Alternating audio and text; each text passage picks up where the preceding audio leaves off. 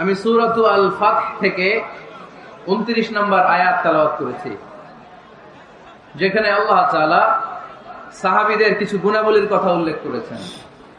আজকের এই রজনীতে আমরা সাহাবীদের জীবনী থেকে কিছু কথা শুনবো, ইনশাআল্লাহ। পড়েন, কারণ সাহাবীরাই হচ্ছে আমাদের অনুপ্রেরণা। they are our spirit, they are our model, they are our real superheroes, they are our real inspiration, ঠিক কি না? সাইয়েদনা আবু বকর, সাইয়েদনা ওমর ফারুক, সাইয়েদনা আলী রাদিয়াল্লাহু তাআলা আনহু, উসমান যুন্নুরাইন, এরা আমাদের মডেল, ঠিক কি না? নাকি সালমান খান আমাদের মডেল? আমির খান? কোন খেলোয়াড়, নায়ক, নায়িকা, গায়ক, গায়িকা? আমাদের মডেল হচ্ছে বিশ্বনবী আর সাহাবারা। আওয়াজ করে বলতে হবে, ঠিক কি না?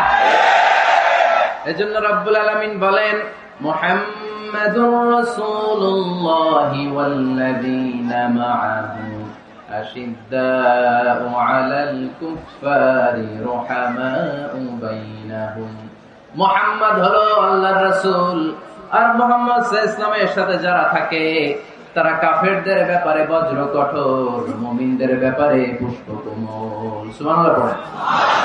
মুহাম্মদ সাল্লাল্লাহু আলাইহি ওয়াসাল্লাম হচ্ছেন আল্লাহর রাসূল, আর মুহাম্মদ সাল্লাল্লাহু আলাইহি ওয়াসাল্লামের সাথে যারা থাকে মানে সাহাবারা, আশিদ্দাউ আলাল কুফফার, তারা কাফেরদের ব্যাপারে বজ্র কঠোর, রুহামাউ বাইনাহুম, কিন্তু নিজেরা পুষ্পকোমল। সুবহানাল্লাহ পড়েন। আমরা হয়ে গেছি উল্টা, আমরা নিজেরা বজ্র কঠোর, ঠিক কি না? সাহাবারা হচ্ছেন কাফেরদের ব্যাপারে বজ্র কঠোর। পাখা পাওয়া যায়নি? পাখা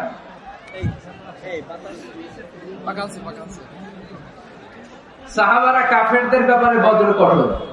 বুঝে শুনে উত্তর দিবেন, কাদের ব্যাপারে? কাফেরদের ব্যাপারে। আর নিজেরা পুষ্পকোমল। আমরা তার উল্টো, আমরা নিজেরা বজ্র কঠোর। দেখা হইলেই বলে আপনি কোন পীরের মুরিদ, দেখা হইলে শুরুতেই বলে আপনি কোন দল করেন, আছে না নাই? আর কাফের ফতুয়া তো বলে লাভ নাই, আছে না নাই? আচ্ছা ভাই, আমরা সবাই ভাই।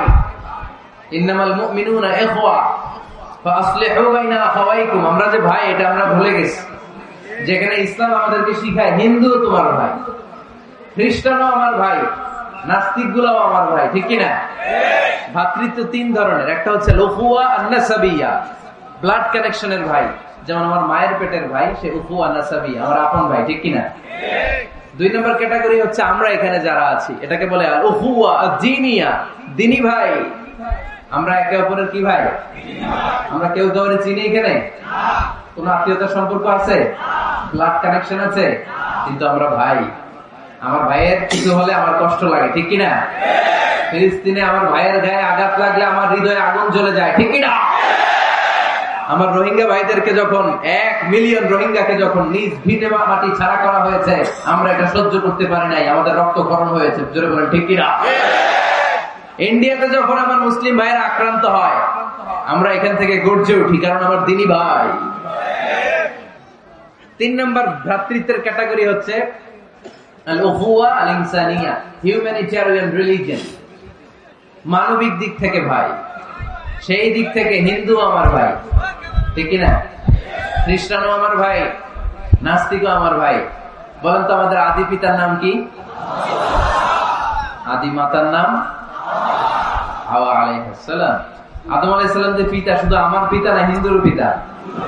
তাহলে আমাদের সবার বাপ একজন। গোটা বিশ্বের সবার বাবা কয়জন? সবার মা কয়জন? আমাদের কোরআন কয়টা? আমাদের প্রভু এক নবীর উম্মত, জীবন বিধানে ঐশী বাণী কোরআন। তবে কেন এক নও হে মুসলমান, এক হও করিয়া আহ্বান।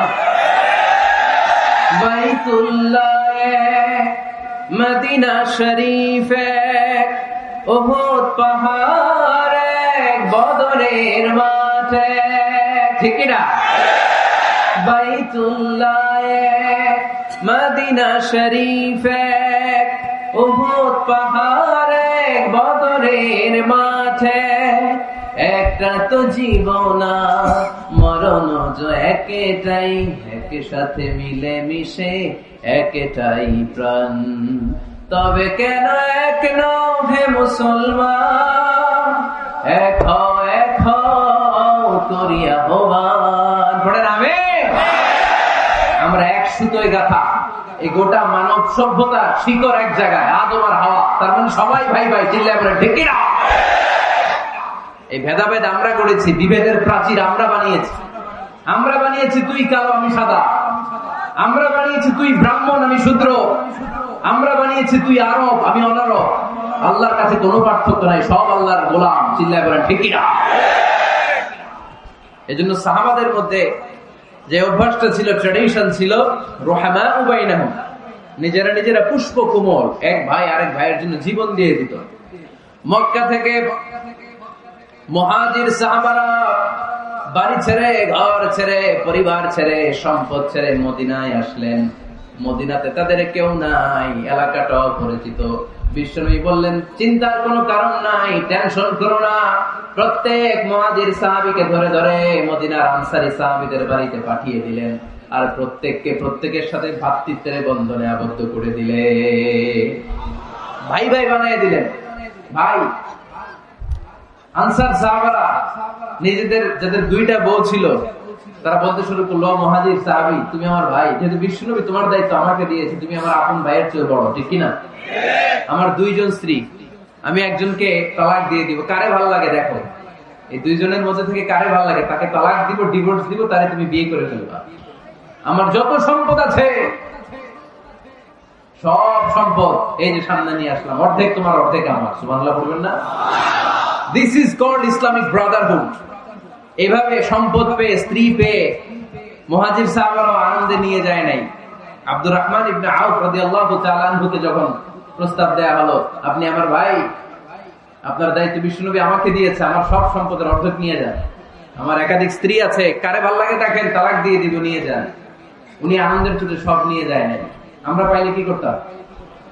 হ্যাঁ, ধরেন আপনার বাড়ি ফরিদপুর, আপনি গেছেন চিটাগাং, একজন আপনার ভাই বানাই দিল, এখন বললো ভাই আমার দুই বউ, একটা আপনি নিয়ে যান, আমার 20 কোটি টাকা আছে ব্যাংকে, 10 কোটি আপনার।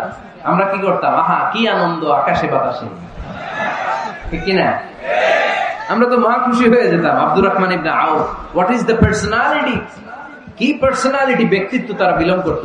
উনি বলেছেন, দুল্লানি আলা সুক বারাকাল্লাহু ফি মালিকা ওয়া আহলিক, আল্লাহ তোমার স্ত্রীর মধ্যেও বরকত দেখ, সম্পদেও বরকত দেখ। আমার সম্পদও লাগবে না, স্ত্রীও লাগবে না, শুধু বাজারটা কোথায়, show me the way to market, মদিনার বাজারটা কোথায় দেখায় দাও, আমি ব্যবসা করে নিজেই ধনী হয়ে যাব। ভ্রাতৃত্বের বন্ধন। আশিদ্দাউ আলাল কুফফার রুহামাউ বাইনাহুম, সাহাবারা কাফেরদের সাথে বজ্র কঠোর, নিজেরা পুষ্প কোমল, আর আমরা নিজেরা বলেন বজ্র কঠোর। এজন্য সাহাবীদের যে পন্থা, ওই পন্থা আমাদের মধ্যে আনার দরকার আছে না নাই? আমরা কি নিজেরা নিজেদেরকে ভাই বলতে পারি না? হ্যাঁ, আর কতদিন?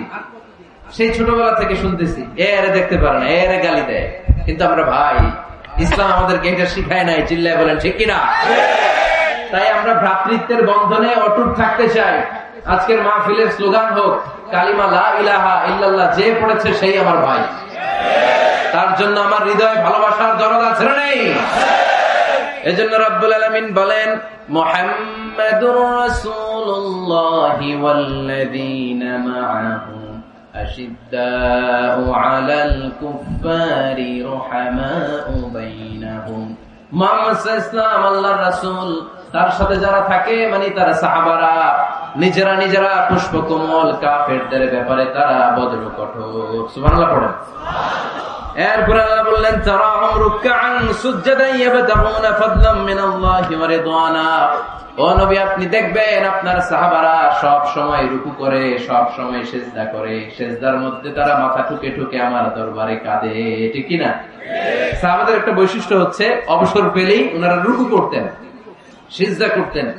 আকরাবু মা ইয়াকুনুল আবদু মির রাব্বিহি ওয়া হুয়া সাজিদ ফাকসিরু ফীহি দুআ, বান্দা যখন সিজদায় লুটিয়ে পড়ে বান্দা তখন আল্লাহর সবচেয়ে কাছে চলে যায়। আমরা যখন সিজদা দেই তখন আল্লাহর কাছে চলে যাই। কখন কাছে চলে যাই?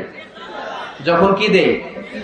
আপাত দৃষ্টিতে মনে হয় আমার সিজদাটা মসজিদের টাইলসের উপরে পড়েছে, জায়নামাজের উপরে পড়েছে, মসজিদের কাতারের উপরে, মুসল্লার উপরে পড়েছে, কিন্তু আল্লাহর হাবিব বলেন তোমার সিজদাটা আল্লাহর কুদরতি পায়ের উপরে পড়েছে। সাহাবীরা সব সময় রুকু সিজদায় পড়ে থাকতেন, আল্লাহর কাছে তারা চাইতেন। তাই আমাদের মডেল হবে সাহাবারা। আমাদের মডেল হবে কারা? আওয়াজ করে বলেন কারা? এই মেসেজটা বাড়িতে নিয়ে যেতে পারবেন তো?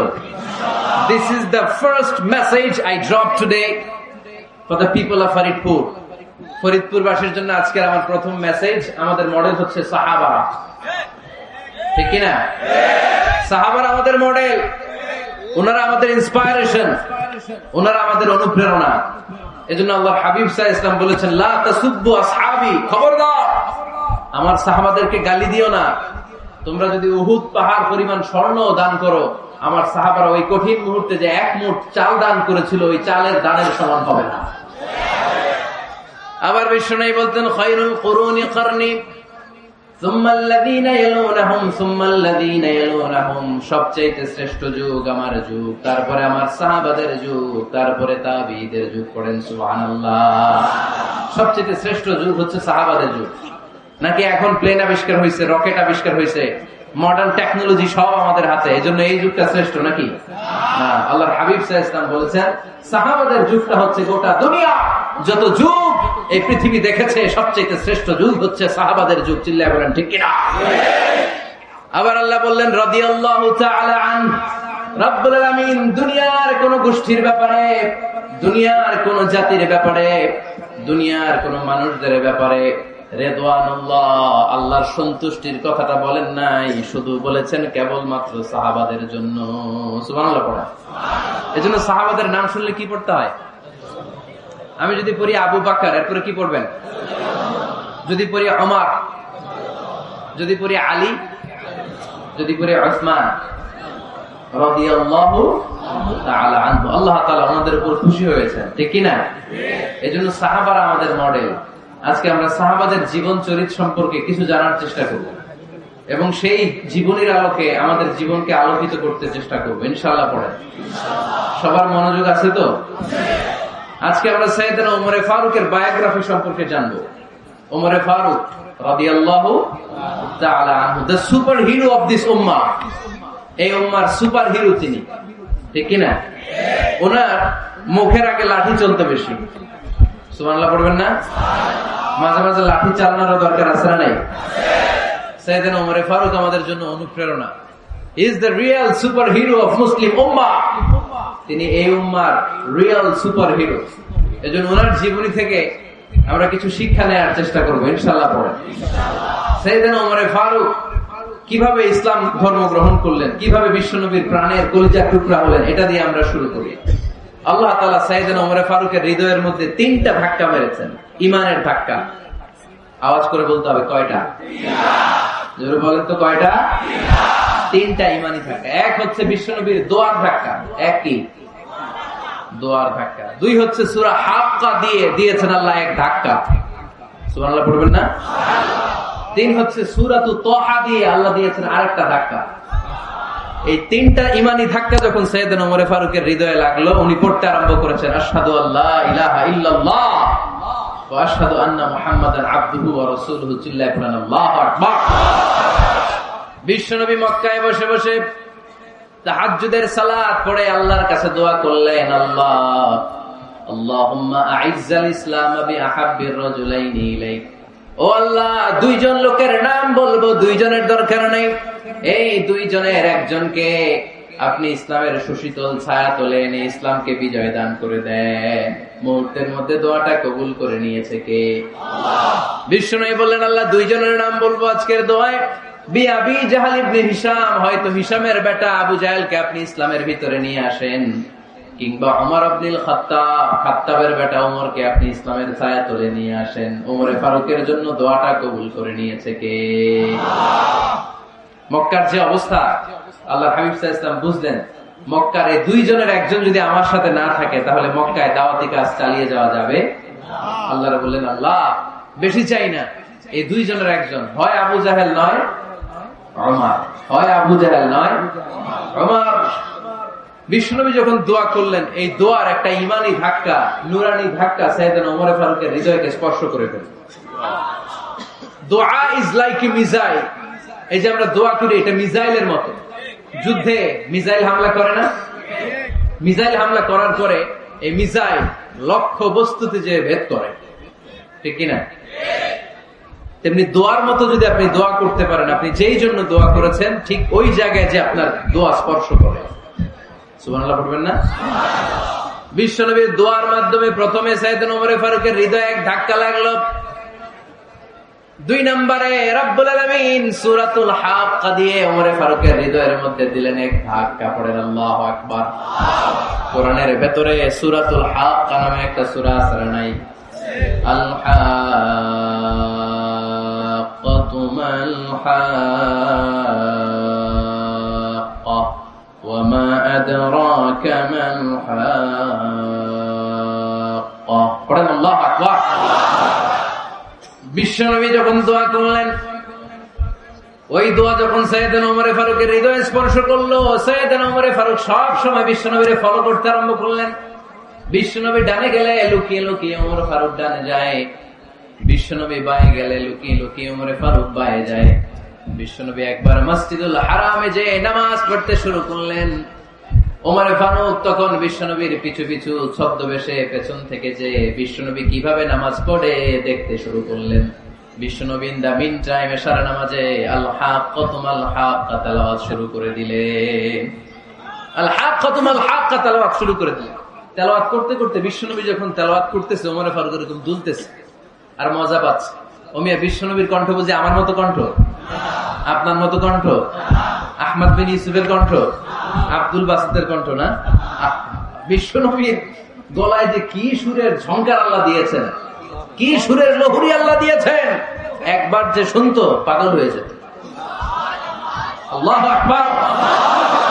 বিশ্বনবী সূরা হাক্কা মন্ত্রমুগ্ধ তেলাওয়াতে, মন্ত্রমুগ্ধ সুর দিয়ে, মন্ত্রমুগ্ধ কণ্ঠ দিয়ে তেলাওয়াত করতে লাগলেন। এশার সালাতে ওমর ফারুক দুলতে লাগলেন। ওমর ফারুক যত শুনেন অবাক হয়ে যায়, যত শুনেন অবাক হয়ে যায়, যতই শুনে অবাক। কিরে? কারণ তিনি আরবি ভাষা বুঝতেন। এত সুন্দর শব্দের গাঁথনি, এত প্রাঞ্জল বর্ণনা, এত সুন্দর অন্তমিল, এটা কবিতা না হয়ে পারে না। উনি মনে মনে ভাবলেন, এটা মনে হয় কবিতা। It might be poem, it could be poem. Muhammad মনে হয় কবি হয়ে গেছে, তার কাব্য প্রতিভা দিয়ে সে এটা বানিয়েছে। তা না হলে এত সুন্দর কথা, এটা কবিতা না হয়ে পারে। ইন দ্য মিন টাইম বিশ্বনবী কিন্তু দেখতেছে না যে পেছনে ওমর। বিশ্বনবী তেলাওয়াত করছিলেন। ইন দ্য মিন টাইম বিশ্বনবী পড়ছিলেন, ওমা হুয়া বিকাউলি শাইরিন কলিলাম মা তুমিনুন। এই আয়াতের অর্থ হলো, এটা কোনো কবির কথা নয়, খুব অল্প সংখ্যক লোকই তোমরা ঈমান আনো। সুবহানাল্লাহ পড়ো। এটাকে বলে কোইন্সিডেন্ট। কোইন্সিডেন্ট হুট করে অনেক সময় মিলে যায়, যায় কি যায় না? আপনি একজনের কথা ভাবতেছেন ভাবতেছেন, বাজারে গেলেন, বাজারে যেই দেখেন ওই লোকটা দাঁড়ায় আছে। এরকম হয় কি হয় না? কোইন্সিডেন্ট। ওমর ফারুক মনে মনে যেটা ভাবতেছে ওই কথা দিয়ে বিশ্বনবী তেলাওয়াত করতেছে। আল্লাহু আকবার।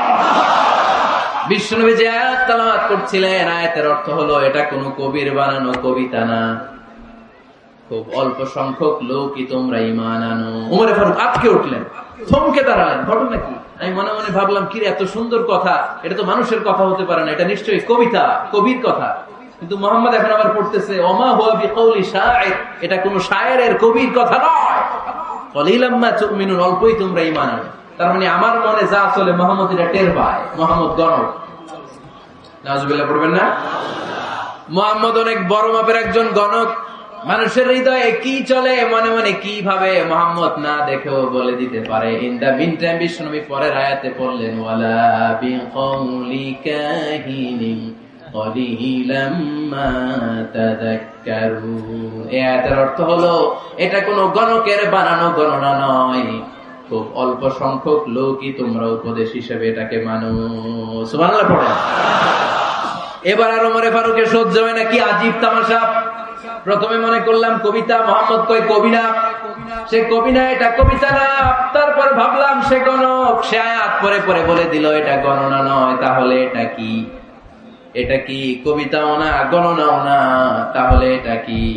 বিশ্বনবী তখন বললেন তানজিলুম মির রাব্বিল আলামিন। সুবহানাল্লাহ পড়েন। পরের আয়াত ছিল তানজিলুম মির রাব্বিল আলামিন। এটা দুনিয়ার কোন কবির বানানো কবিতা না, এটা কোন গণকের গণনা না, এটা কোন সাহিত্যিকের বানানো সাহিত্য নয়, এটা মহাবিশ্বের পরিচালক রব্বুল আলামিনের কাছ থেকে পাঠানো কিতাব কোরআন। সূরা হাক্কার ধাক্কায় ওমরে ফারুক কাইত। প্রথমে ধাক্কাটা লাগলো যে দোয়া। বিষ্ণুবী তাহাজ্জুদে কেঁদে দোয়া করলেন, আল্লাহ হয় আবু জাহেলের দিবা নাহলে ওমরের দিবা। ওই দোয়া ওমরে ফারুকের হৃদয়ে ছোঁয়া লেগেছে। এরপর হাক্কা, সূরাতুল হাক্কা দিয়ে দিলে এক ধাক্কা। এই ধাক্কা খেয়ে উথাল পাথাল হৃদয়ের মধ্যে, হায় রে এ কি বাণী, এ কেমন কথা, কে মুহাম্মদ? তারপরও শয়তানের ওয়াসওয়াসা আছে না নাই? আল্লাহ বলে যতই ওয়াসওয়াসা ওমরকে দেয়া হোক, আমি ওমরে ফারুককে মুসলিম উম্মতের সেনাপতি বানিয়ে ছাড়বো, আমি সেনাপতি বানাবো। এবার 3 নাম্বার ডোজ। ডাক্তারের কাছে গেলে প্রথমে দেখবেন সিম্পল ডোজ দেয়, নরমাল ওষুধ। এটাতে কাজ না হলে ডোজ বাড়ায়, একেবারে কাজ না হলে অ্যান্টিবায়োটিক মারে, আছে না নাই? আল্লাহ প্রথমে দোয়ার ছোঁয়া লাগালেন, তারপর সূরা হাক্কা দিয়ে ধাক্কা মারলেন, এরপরে রব্বুল আলামিন বলেন এবার 3 নাম্বার ডোজ সূরা তাহা দিয়ে আমি তোমার হৃদয়টারে উজালা বানায় দেব রে ওমর। শয়তান ওদিক দিয়ে ওয়াসওয়াসা, খেলা দুই দিক থেকে চলতেছে। আল্লাহ তাআলা হেদায়েতের রাস্তায় টানছে, শয়তান জাহান্নামের দিকে টানছে। ঘোষণা দেয়া হলো মক্কায়, মুহাম্মদের মাথা কেটে এনে দিলে এত এত স্বর্ণ মুদ্রা দেয়া হবে। ওমরে ফারুক রাজি হয়ে গেলেন, নাঙ্গা তলোয়ার নিয়ে বিশ্বনবীর মাথা কাটার জন্য ছুটলেন। নাউজুবিল্লাহ পড়বেন না? বনু জাহরা গোত্রের এক লোক বলে, আইনা ইয়া ওমর, কই যাও? মুহাম্মদের মাথা কাটতে যাই। আরে মুহাম্মদের মাথা কাটতে যাও? তোমার বোন ফাতিমা বিনতে খাত্তাব আর তোমার বোন জামাই সাঈদ কদ সাবা, এরা তো ধর্ম ত্যাগ করে ফেলছে। এটা তো আমাদের ধর্ম ত্যাগ করে মুহাম্মদের ফলোয়ার হয়ে গেছে। আগে ওমর ঘর সামলাও, পরে মুহাম্মদের মাথা কাটতেছে। ওমরে ফারুক অবাক হয়ে গেলেন, তলোয়ার নিয়ে বিশ্বনবীর দিকে না যে নিজের বাড়ির দিকে চলে গেলেন। বিশ্বনবীর আপন বোন ফাতিমা বিনতে খাত্তাব, বোন জামাই সাঈদ আর খাব্বাব রাদিয়াল্লাহু তাআলা আনহু, 3 জন মিলে সূরা তাহা তেলাওয়াত করছিলেন। পড়েন সুবহানাল্লাহ। মক্কায় লুকিয়ে লুকিয়ে দাওয়াত হতো। খাব্বাব রাদিয়াল্লাহু তাআলা আনহু একটা চামড়ার ফলকের মধ্যে সূরা তাহার কয়েকটা আয়াত এনে ওমরে ফারুকের বোন আর বোন জামাইকে শিক্ষা দিচ্ছে, ট্রেনিং দিচ্ছে। সুবহানাল্লাহ পড়েন। লুকিয়ে লুকিয়ে ওমরে ফারুক যখন ঘরে চলে আসলেন, এরা তটস্থ হয়ে গেল। সাইয়েদনা খাব্বাব বিছানার তলায় লুকিয়ে গেলেন। ওমরে ফারুক বললেন, দরজা খোলো। ফাতিমা বিনতে খাত্তাব দরজা খোলার পরে নির্মম ভাবে সাইয়েদনা ওমর রাদিয়াল্লাহু তাআলা আনহু বোনের গায়ে আঘাত শুরু করে দিল। বোন জামাইকে আহত করতে শুরু করলো, আর বলতে শুরু করলো, তোরা পাগল হলি কেন? কি আছে ওই মুহাম্মাদের মধ্যে? কি জাদু নিয়ে এসেছে? সে যাই বলে লোকজন পাগল হয়ে যায়, সবাই তার উপর কালিমা পড়ে ঈমান এনে ফেলে। কি এমন জিনিস তোদের কাছে আছে যেটা দেখে মুহাম্মদকে তোরা ভালোবাসলি? কি আছে? কি পড়তেছিলি আমারে দেখা। ফাতেমা বলে, ইন্নাকা রিজসুন লা ইয়ামাসসুহু ইল্লাল মুতাহহারুন। ও আমার ভাই ওমর, তুমি নাপাক। তুমি কি?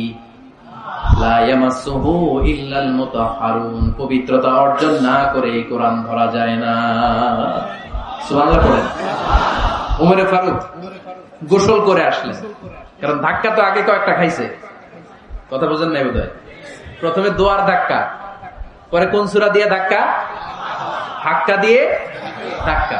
3 নম্বরে এখন আরেকটা ধাক্কা খাবে। গোসল করে আসলেন। ফাতিমা বিনতে খাত্তাব বললেন, গোসল যখন করে এসেছেন, এই নেন। ওমরে ফারুক এবার চামড়ার কাপড়ের মধ্যে সূরা তাহার প্রথম আয়াতের দিকে নজর করলেন। নজর করেই কোরআনের প্রেমে পড়ে গেলেন। পড়েন সুবহানাল্লাহ। ওমর ফারুক পড়তে আরম্ভ করলেন, তাহা মা আনজালনা আলাইকাল কুরআনা লিতাশকা ইল্লা তাযকিরাতান লিমান ইয়াখশা তানজিলাম মিম্মান খালাকাল আরদা ওয়াস সামাওয়াতিল উলা। সুবহানাল্লাহ পড়েন। উনি পড়তে আরম্ভ করলেন, তাহা মা আনজালনা আলাইকাল কুরআনা লিতাশকা। এই কোরআনকে আমি তোমাদের হতভাগ্য জাতি হিসেবে দুনিয়ায় থাকার জন্য পাঠাই নাই। এটা রব্বুল আলামিনের পক্ষ থেকে এসেছে। যারা রবকে ভয় করে তাদের জন্য আছে উপদেশ। যিনি আকাশ বানিয়েছেন, জমিন বানিয়েছেন, ওই আল্লাহ তাআলা নিজেই এই কোরআন পাঠিয়েছে। আওয়াজ করে পড়তে হবে আল্লাহু আকবার। উনি খুব ভালো আরবি জানতেন। সূরা তাহা পড়ার পরে আর ধৈর্য ধারণ করতে পারে না। ওমর ফারুক ছোট্ট বাচ্চার মতো কান্না শুরু করে দিলেন। আল্লাহু আকবার। সূরা তাহাটা হাতে নিয়ে, তলোয়ারটা হাতে নিয়ে বিশ্বনবীর দিকে ছুটতে আরম্ভ করলেন। আইনা মুহাম্মদ, কোথায় মুহাম্মদ? তোমরা আমাকে মুহাম্মাদের কাছে নিয়ে চলো। বিশ্বনবী তখন সাফা পাহাড়ের পাদদেশে দারুল আরকাম ইবনে আলকামের ঘরে লুকিয়ে লুকিয়ে কোরআনের দাওয়াত দিতেন। ওমর ফারুককে পাগলের মতো ছুটে আসতে দেখে বিশ্বনবীর চাচা হামজা ইবনে আব্দুল মুত্তালিব বলল, নবী আপনি পালান। ওই যে খাত্তাবের বেটা ওমর আপনাকে অপমান করার জন্য, আক্রমণ করার জন্য তেড়ে এসেছে। সাহাবীরা বললেন, নবী আপনি পালিয়ে যান, আমরা সামাল দেব। বিশ্বনবী বললেন, না আমি পালাবো না, বরং তোমরা সরে যাও। ওমর ইবনে খাত্তাবকে আমার দরবার পর্যন্ত আসতে দাও। আমার তো মনে হচ্ছে ওই যে তাহাজ্জুদের নামাজ শেষে চোখের পানি ছেড়ে যে আমি আল্লাহর কাছে দোয়া করেছি, আজকে আমার ওই দোয়াটা কবুল হতে শুরু করেছে। আমার তো মনে হচ্ছে আমার দোয়া কবুল হবে, আসতে দাও। ওমর ফারুক এসে বললেন, আশহাদু আল্লা ইলাহা ইল্লাল্লাহ ওয়া আশহাদু আন্না মুহাম্মাদান আবদুহু ওয়া রাসূলুহু। আমি সাক্ষ্য দিলাম আল্লাহ ছাড়া কোনো ইলাহা নাই, নিশ্চয়ই আপনি আল্লাহর প্রেরিত বান্দা এবং রাসূল। পড়েন সুবহানাল্লাহ। ওমর ফারুক যখন কালিমা শাহাদা পড়ে মুসলমান হয়ে বিশ্বনবীর হাতে হাত রাখলেন, মুসলিম সাহাবীদের মধ্যে খুশি আর আনন্দের বন্যা হয়ে গেল। মুসলিম হাতে গোনা সাহাবারা আল্লাহর প্রশংসা করলেন। বিশ্বনবী সাইয়েদনা ওমর ফারুককে জড়িয়ে ধরলেন। ওমর ফারুক এবার বিশ্বনবীরে বললেন, নবী গো, আলাসনা আলাল হক, আমরা কি সত্যের উপরে আছি নাকি আমরা ভুলের উপরে আছি? বিশ্বনবী বললেন, বালা নাহনু আলাল হক, আমরা এই সত্যের উপরে আছি। সুবহানাল্লাহ। আলাসনা আলাল হক, নবী আমরা কি সত্যের উপরে নাই? হ্যাঁ অবশ্যই ওমর, তুমি সত্যের উপরে আছো। ওমর ফারুক বললেন, তাহলে ফাফিমাল ইখতিফা, তাহলে লুকায় লুকায় আর দাওয়াত দেব কেন? আমি তো কালিমা পড়ে ফেলছি, আসেন আমার সাথে বের হই। ফাফিমাল ইখতিফা, আর লুকায় লুকায় কেন? আসেন আমরা বাইরে বের হই। বিশ্বনবী বললেন, ওমর এটা মাক্কি জীবন, এখানে আমরা একটু গোপনে গোপনে দাওয়াত দিতে চাই। ওমরে ফারুক বলে, না আমার দায়িত্ব, আমি একটা মিছিল দিতে চাই নবী। আল্লাহর নামের তাকবীর দিতে দিতে দারুল আরকাম থেকে শুরু করে মসজিদুল হারাম পর্যন্ত একটা মিছিল দিয়ে আমি মক্কা কাঁপায়া দেব। অনুমতি দেন। বিশ্বনবী দিতে চায় না। ওমর ফারুক অনেক বুঝানোর পরে স্বল্প পরিসরের একটা অনুমোদন পাওয়া গেল বিশ্বনবী সাল্লাল্লাহু আলাইহি ওয়াসাল্লামের কাছ থেকে। কিন্তু মিছিল যে দিবে, মিছিলের জন্য লোকের দরকার আছে না নাই? এখানে লোক নাই, আমি একাই মিছিল দিতেছি। এটা জমবে, মিছিল জমবে। খুঁজে উনি 11 জন মুসলিম সাহাবা পেলেন। কয়জন? ওমর ফারুক বললেন, 11 জনই সই। এই 11 জন নিয়ে আমি আল্লাহর নামের তাকবীর দিব। 2 লাইন করলেন। কয় লাইন? 2 লাইন। পেছনে 6 জন, আর এই লাইনের নেতা বানালেন বিশ্বনবীর চাচা হামজাকে রাদিয়াল্লাহু তাআলা আনহু। আর সামনে 5 জন, তার আগে দাঁড়ালেন উনি নিজেই। তাহলে 6 6 12। বললেন এই 2 লাইনই আমরা তাকবীর দিতে দিতে, বেশি না, এই দারুল আরকামের ঘর থেকে, আপনারা জানেন যে সাফা মারওয়া এখন যে সাই হয়, এই সাফার পাদদেশে ছিল দারুল আরকামের ঘর। উনি বললেন এখান থেকে ওই যে কাবার গিলাফ দেখা যায়, কাবার গিলাফ পর্যন্ত আমরা এই তাকবীর নিয়ে ওখানে যাব। সুবহানাল্লাহ পড়বেন না? ওখানে উনি দাঁড়িয়ে ছোট্ট একটা ভাষণ দিয়েছিলেন। উনি বলেছিলেন, মান আরাদা আন তাসকুলা উম্মু ওয়া ইয়াতামা ওয়ালাদু ওয়া তারমিলা যাওজাতুহু ফালিয়াসুদ্দানি। খেয়াল করে শুনেন, কান দুইটা খরগোশের কানের মতো খাড়া করেন।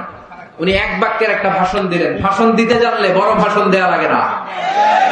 এক বাক্যের ভাষণ দিয়ে গোটা বিশ্বকে ঝাঁকুনি মারা যায়। চিল্লায় বড় ঠিক কিনা? ওমর ফারুক এক বাক্যের একটা ছোট্ট ভাষণ দিলেন। মান আরাদা আন তাসকুলা উম্মু, কে আছো মায়ের এই মক্কায়, কে আছো মায়ের বুক খালি করতে চাও? ইয়াতামা ওয়ালাদু, কে আছো বাচ্চাগুলারে, নিজের সন্তানগুলোরে এতিম বানাতে চাও? কে আছো তারমিলা যাওজাতুহু, নিজের স্ত্রীকে বিধবা বানাতে চাও? ফালিয়া সুদ্দানি, বুকের পাটা থাকলে আমি ওমর রে থামাও। ফালিয়া সুদ্দানি, দেখি মক্কায় কার এত বড় বুকের পাটা? কে আছো মায়ের বুক খালি করতে চাও, সন্তান এতিম বানাতে চাও, স্ত্রীকে বিধবা বানাতে চাও? ফালিয়া সুদ্দানি, পারলে আমারে ঠেকাও। এই বলে উনি আল্লাহু আকবার, আল্লাহু আকবার, আল্লাহু আকবার বলে স্লোগান শুরু করে দিলেন। এক এক স্লোগানে মক্কার মরুজমিন থারথার করে কাঁপতে আরম্ভ করল। এই মিছিল মক্কার কেউ দেয় না। মিছিলের আওয়াজ শুনে আবু জাহেল বাইরিস, উতবা বাইরিস, শাইবা, ওয়ালিদ ইবনে মুগীরা সব বের হয়েছে। কিরে, আমার এলাকায় এত বড় স্লোগান, কার এত সাহস? বের হয়ে দেখে মিছিলের সামনে ওমর। ওমর রে দেখে দিছে এক দৌড়। কারণ ওমরে ফারুককে থামানোর মতো বাপের বেটা মক্কায় দ্বিতীয়টা কেউ ছিল না। আওয়াজ করে বলেন ঠিক কিনা? ওমরে ফারুক আল্লাহু আকবার, আল্লাহু আকবার বলে স্লোগান দিতে দিতে মসজিদুল হারামের ভেতরে ঢুকে গেল। কাবার গিলাফ ধরার পরে সেদিন মিছিল থেমেছে ওই আল্লাহর নামের স্লোগান। সেদিন কেউ থামাতে পারে নাই, কিয়ামত পর্যন্ত কেউ থামাতে পারবে না। চিল্লায় বলো ঠিক কিনা?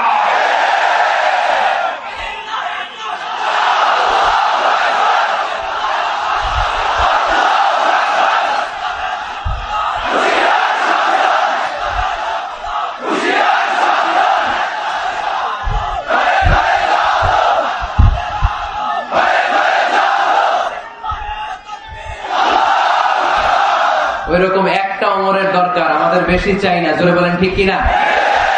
দাও খোদা দাও আমায় আবার ওমর দারাজ দিল, দাও খোদা দাও আমায় আবার ওমর দারাজ দিল, দাও আলীর মতো বীর সেনানি, আলীর মতো বীর সেনানি জাগাতে নিখিল,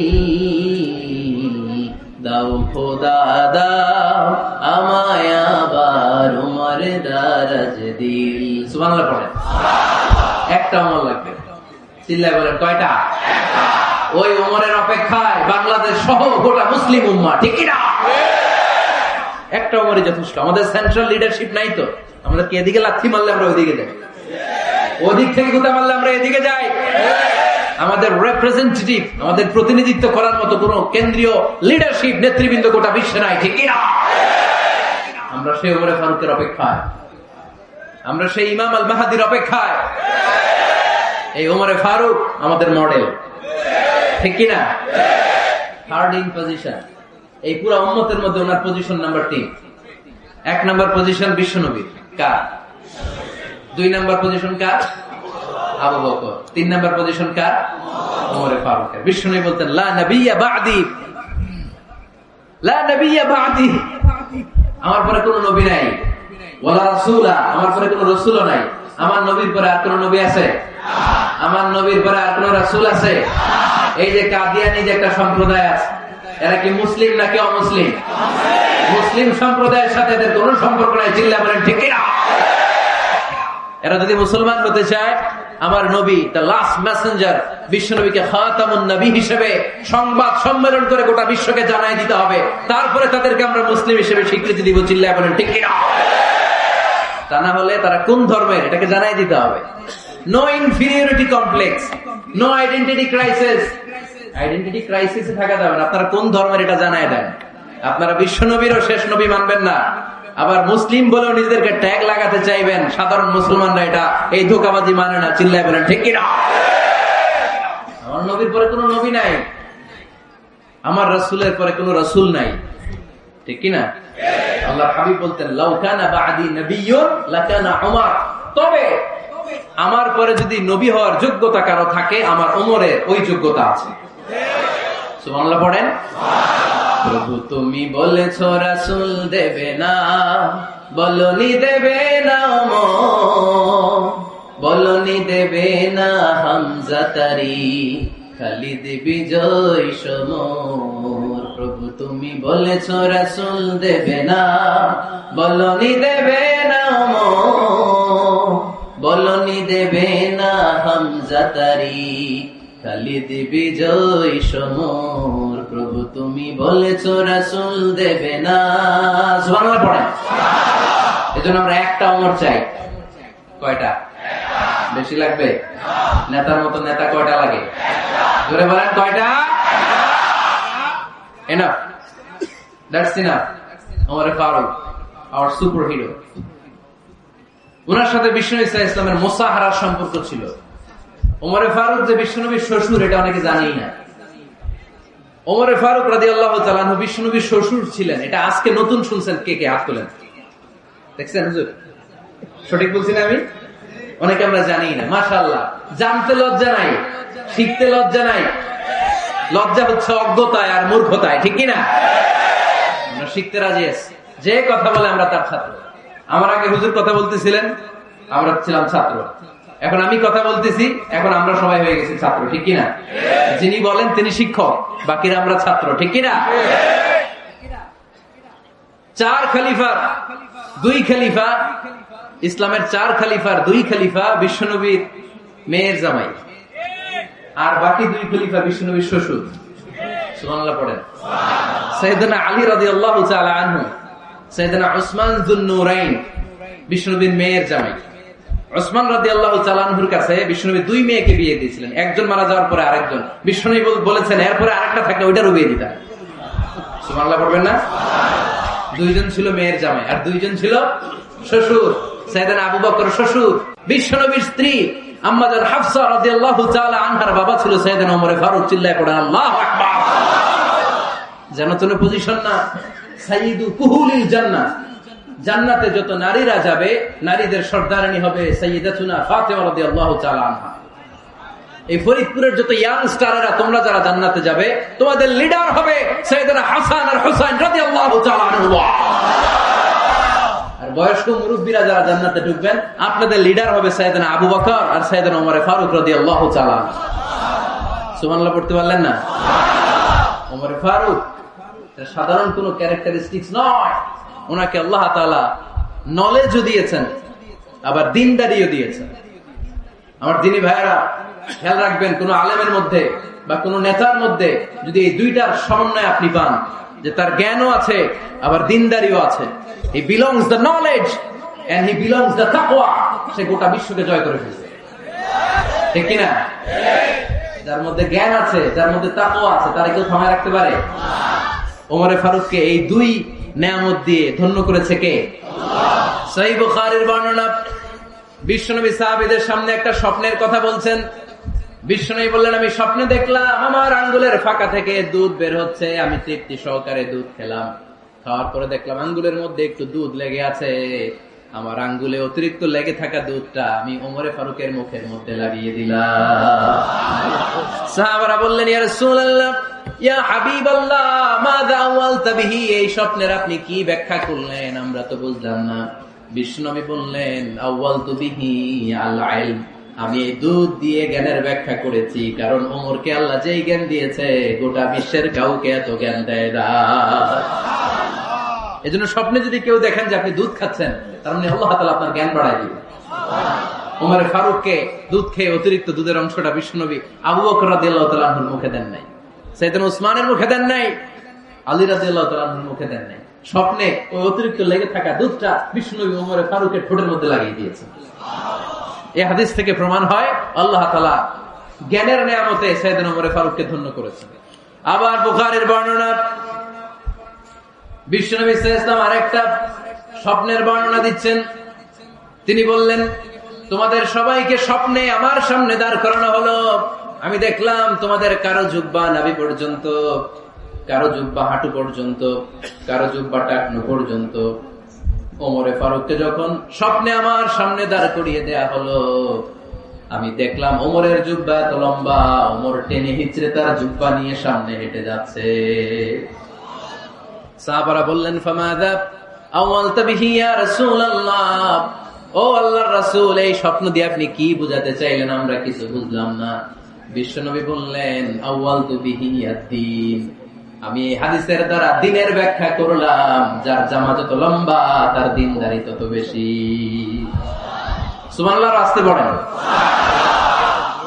স্বপ্নে দেখলেন কোন সাহাবীর জুব্বা নাবি, কোন সাহাবীর হাঁটু, কারোটা টাকনু, কিন্তু ওমরে ফারুকের জুব্বা এত লম্বা, তিনি তার জুব্বা টেনে হিচড়ে যাচ্ছেন। বিষ্ণু বললেন, এটা দ্বারা আমি দিন, আমি তাকওয়া, দিনদারি, তাকওয়া এটার ব্যাখ্যা করেছি। তার মানে ওমরে ফারুকের তাকওয়ার সামনে সব তাকওয়া পানি হয়ে যাবে। কোন সুবহানাল্লাহ। আল্লাহ তাআলা সাইয়েদনা ওমরে ফারুককে দ্বীনের জ্ঞান দিয়েছেন, তাকওয়া দিয়েছেন। যুবক ভাইরা, যাকে আল্লাহ তাআলা দ্বীনের জ্ঞান দেয়, যাকে আল্লাহ তাআলা তাকওয়ার এই গুণ দিয়ে সমৃদ্ধ করে, তার জন্য গোটা বিশ্বের সব দরজাগুলোকে ওপেন করে দেয় কে? কত বড় মুত্তাকি ছিলেন সাইয়েদনা ওমরে ফারুক। মদিনার সমাজে কয়জন মুনাফিক ছিল বিশ্বনবী ছাড়া কেউ বলতে পারতেন না। বিশ্বনবী কোন সাহাবীকে মুনাফিকদের লিস্ট দিয়ে যান নাই, একজন সাহাবী ছাড়া। দেখি কেউ বলতে পারেন কিনা ওই সাহাবীর নাম? কি নাম? হুযায়ফা ইবনুল ইয়ামান রাদিয়াল্লাহু তাআলা আনহু। উনাকে বলা হতো সাহিবু সিররি রাসূলিল্লাহ, আল্লাহ রাসূল সাল্লাল্লাহু আলাইহি ওয়াসাল্লামের গোপন তথ্যের ধারক বাহক। সুবহানাল্লাহ বলবেন না? বিশ্বনবী ইন্তেকালের আগে মদিনার সমাজে মোট কয়জন মুনাফিক আছে, এই তথ্য আবু বকরকে বলেন নাই, ওমর রাদিয়াল্লাহু তাআলা আনহুকে বলেন নাই, উসমান রাদিয়াল্লাহু তাআলা আনহু, আলী রাদিয়াল্লাহু তাআলা আনহু, আশারাতুল মুবাশশিরিন বিল জান্নাহ কোন সাহাবীকে বলেন নাই। শুধুমাত্র কেবলমাত্র একমাত্র হুযায়ফা ইবনুল ইয়ামান রাদিয়াল্লাহু তাআলা আনহুর কাছে মুনাফিকদের লিস্টে বিশ্বনবী দিয়ে দিয়েছে। সুবহানাল্লাহ। মদিনায় কারা কারা মুনাফিক কেউ জানতো না, হুযায়ফা ছাড়া। কে ছাড়া? নামটা আজকে মুখস্থ করেন, যাতে অন্য কোনো ওয়াজে কেউ জিজ্ঞেস করলে বলতে পারেন। মুনাফিকদের লিস্ট যে সাহাবীর কাছে বিশ্বনবী দিয়ে গিয়েছিলেন, সাহাবীর নাম কি? নাম? নামটা কেমন লাগে? ভালো লাগে? অনেকে আমারে জিজ্ঞেস করে, হুজুর আমার ছেলে হবে আগামী মাসে, একটা নাম দেন। নাম দিয়ে দিলাম হুযায়ফা। যাদের হবে ছেলে, এলাকায় যাদের নেক্সট কয়েক মাসে ছেলে হবে, খালি হুযায়ফা চলবে। কি চলবে? ভাল লাগে? নামটা ভাল লাগে? রাইখেন, অনেক সুন্দর নাম। উনি জানতেন মুনাফিক কারা। দেখেন ওমরে ফারুকের তাকওয়ার লেভেলটা কত হাই। ওমরে ফারুক একদিন হুযায়ফা রাদিয়াল্লাহু তাআলা আনহুর কাছে গেলেন, যে বললেন, হুযায়ফা, বিশ্বনবী ইন্তেকালের আগে মুনাফিকদের নামের লিস্টটা কারো কাছে দেয় নাই, আমার জানা নাই, সাইয়েদনা আবু বকরের জানা নাই, কোন সাহাবীর জানা নাই, তুমি ছাড়া। আমি তোমার কাছে জানতে চাই, আমি ওমরের নামটা ওই মুনাফিকদের খাতায় আছে কিনা আমার একটু বলো।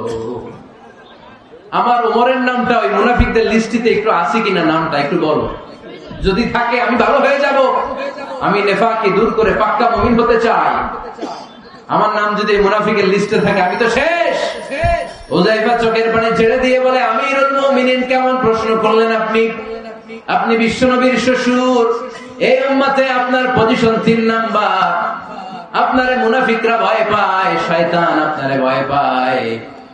আপনি জান্নাতে সব বয়স্ক লোকদেরকে নিয়ে জান্নাতের মধ্যে আগে আগে ঢুকবেন, কেমন করে মুনাফিকদের কাতারে আপনার নাম থাকতে পারে? সুবহানাল্লাহ। কি বিনয়ী, কি তাকওয়া। হুযায়ফাকে যে ধরতেন, হুযায়ফা একটু বলো না আমার নামটা মুনাফিকদের লিস্টিতে আছে কি? ওমরে ফারুকের যদি এই টেনশন থাকে যে আমি মুনাফিক হয়ে গেলাম কিনা, আমাদের এই টেনশন থাকার দরকার আছে না? নেই? হ্যাঁ, সব সময় আল্লাহর কাছে দোয়া করতে হবে, আল্লাহ তুমি নেফাকি থেকে আমাদেরকে বাঁচাও। আরো জোরে পড়েন আমিন। আপনারা ওঠা বসা শুরু করলেন কেন? অনেক রাত হয়ে গেছে তাই? হ্যাঁ, শেষ করে দেয় তাহলে না? যে অনেকের কষ্ট হচ্ছে মনে হচ্ছে। হ্যাঁ, এক নম্বরে যাচ্ছে এটা সব মুখস্থ দেখি। হ্যাঁ, 1 নাম্বার, 2 নাম্বার, 3 নাম্বার। 1 নাম্বার হইল পেশাবখানা, 2 নাম্বার পায়খানা, 3 নাম্বার নাকি এইটা।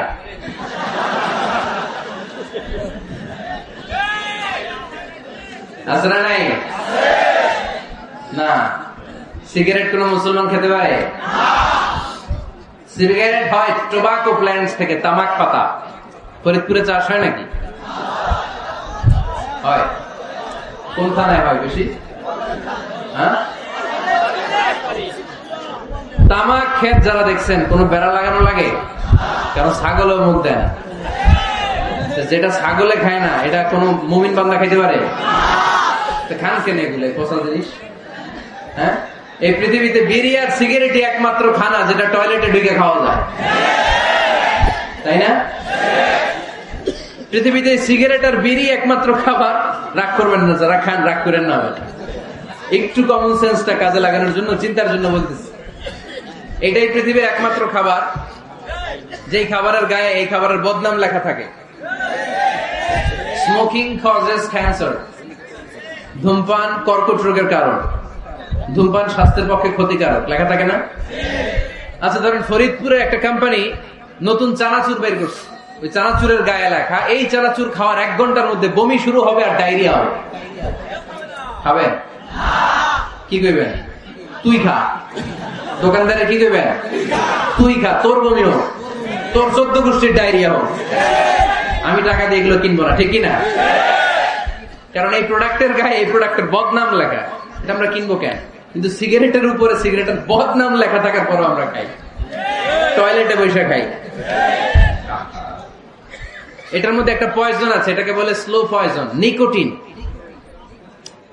এটা আপনার লাং, ফুসফুসকে শেষ করে দেবে, স্লো পয়জন। সিগারেট খাওয়া অনেকটা আত্মহত্যা স্বামী। বিষ খেলে সাথে সাথে মরে, সিগারেট খেলে ধুকে ধুকে মরে। আর সিগারেট থেকে হিরোইন, গাঁজা, ফেন্সিডিল, ইয়াবা, ম্যারিজুয়ানার পথে মানুষ পথ বাড়ায়, পা বাড়ায়, তাই না? এগুলো খাবেন না। নিজে নিজেকে স্বেচ্ছায় ধ্বংসের দিকে ঠেলে দিও না। জীবনটা অনেক সুন্দর, জীবনটা অনেক রঙিন, আল্লাহর দেয় জীবনটাকে উপভোগ করার দরকার আছে না নাই? এই জন্য সিগারেটকে এই ফরিদপুরের প্রোগ্রাম থেকে আমরা আজকে নো বলে দিলাম। কি বলে দিব? আওয়াজ করে সবাইকে আমরা সবাই একসাথে বলবো, সিগারেটকে কি বললাম? মনে থাকবে? মাহফিলের প্যান্ডেল থেকে বাইর হয়ে আবার ইয়েস, হ্যাঁ না, ইয়েস করা যাবে না। সিগারেটকে কি বললাম? নো।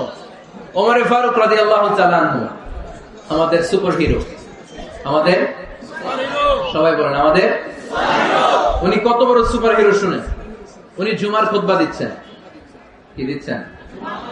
মসজিদে নববীতে। খুতবার মাঝখানে হঠাৎ বললেন, ইয়া সারিয়াতাল জাবাল, ইয়া সারিয়াত ইবনে জানিমিল জাবাল। এই কথা বলেই আবার খুতবা দিতে শুরু করলেন। ওনার এই ইয়া সারিয়াত ইবনে জানিমিল জাবালের সাথে আগের কথার কোনো মিল নাই, পরের কথারও কোনো মিল নাই। জুমার নামাজের পর মুসল্লি সাহাবারা ধরলেন, বললেন, ইয়া আমিরুল মুমিনিন। খুতবার মাঝখানে হঠাৎ করে ইয়া সারিয়াত ইবনে জানিমিল জাবাল বলে আপনি চিৎকার করলেন কেন? আপনার এই বাক্যের সাথে আপনার খুতবার আগের বাক্যের কোনো মিল নাই, আপনার খুতবার পরের বাক্যেরও কোনো মিল নাই। এই কথা আপনি কারে বললেন, কারে উদ্দেশ্য করে বললেন? এই কথার তাৎপর্য কি আমাদেরকে বুঝিয়ে বলেন। ওমর ফারুক বললেন, আমি যখন খুতবা দিচ্ছি আমি দেখতে পেলাম ওই যে কয়েক মাস আগে আমি আমার মুসলিম সেনাবাহিনী পারস্যে আক্রমণের জন্য পাঠিয়েছি, বর্তমান ইরানের ওই বিশাল এলাকাতে পারস্যে আমি আমার ব্যাটালিয়ন পাঠিয়েছি। আমি হঠাৎ করে দেখতে পেলাম আমার মুসলিম বাহিনীর সেনাপতি যুদ্ধের এক পর্যায়ে তার ডানে আছে উপত্যকা, বায়ে আছে পাহাড়, সে পাহাড়ি রাস্তা ছেড়ে দিয়ে উপত্যকার দিকে যেতে শুরু করেছে। আমি দেখতে পেলাম আমার মুসলিম বাহিনী যদি উপত্যকার দিকে ছুটে বেড়ায়, কাফির মুশরিকরা আমার মুসলিম বাহিনীকে কচুকাটা করে ফেলবে। তাই আমি এখান থেকে তাদেরকে কমান্ড দিয়ে বলেছি, ইয়া সারিয়াতাল জাবাল, উপত্যকার দিকে নয় পাহাড়ের দিকে যাও, তাহলেই তোমাদের বিজয় নিশ্চিত হয়ে যাবে। উপত্যকার দিকে যেও না, ইলাল জাবাল, ইলা সারিয়াতিল জাবাল, পাহাড়ের দিকে ছোট। সাহাবারা অবাক, ঘটনা কি? উনি বসে আছেন মদিনায় মসজিদে নববীর মিম্বারে দাঁড়িয়ে, উনি যদি ইয়া সারিয়াতাল জাবাল বলে, এটা কি ইরানে যাবে নাকি? ও মিয়া, তখনকার সময়ে বর্তমানের মতো মোবাইল ছিল নাকি? ইন্টারনেট ছিল নাকি? কিছু ছিল?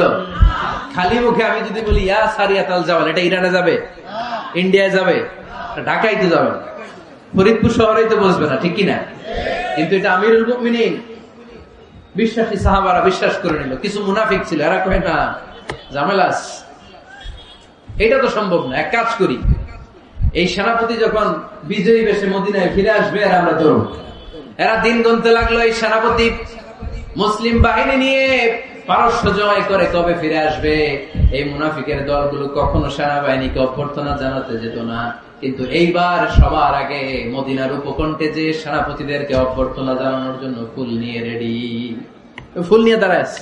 সেনাপতি ঢুকার সাথে সাথে ধরছে, এই সেনাপতি কোথেকে আসছে? পারস্য জয় করে আসছে। এমন এমন দিন, জুমার দিন দুপুর বেলা যুদ্ধের মাঝখানে আমিরুল মুমিনিনের কণ্ঠের কোন কথাবার্তা শুনছো নাকি? সেনাপতি অবাক, তোমরা জানলে কেমনে? শুনছি তো। সুবহানাল্লাহ বলবেন না? আমরা যুদ্ধে একটা ভয়ঙ্কর অবস্থার মধ্যে ছিলাম, পেছন থেকে শত্রু আমাদেরকে আক্রমণ করতে শুরু করে দিল। ডানে যাব না বায়ে যাব, সামনে যাব নাকি পেছনে যাব, রাস্তা খুঁজে পাচ্ছি না। ডান দিকে ছিল আমাদের উপত্যকার রাস্তা, বাঁ দিকে ছিল পাহাড়ি পথ। আমরা সোজা পথ হবে মনে করে উপত্যকার দিকে ছুটতে আরম্ভ করলাম। হঠাৎ করে আমিরুল মুমিনিনের কণ্ঠ বজ্র কণ্ঠে আমার কানের মধ্যে ভেসে আসলো। আমার মনে হলো আমিরুল মুমিনিন কেমন যেন আমাকে কমান্ড দিচ্ছেন আর বলছেন, ইয়া সারিয়াতাল জাবাল, ডান দিকে উপত্যকার পথে নয়, তাড়াতাড়ি পাহাড়ের দিকে সৈন্যবাহিনী নিয়ে উঠে যা। পাহাড়ের দিকে, ডানে না। This is wrong track and this is the right track.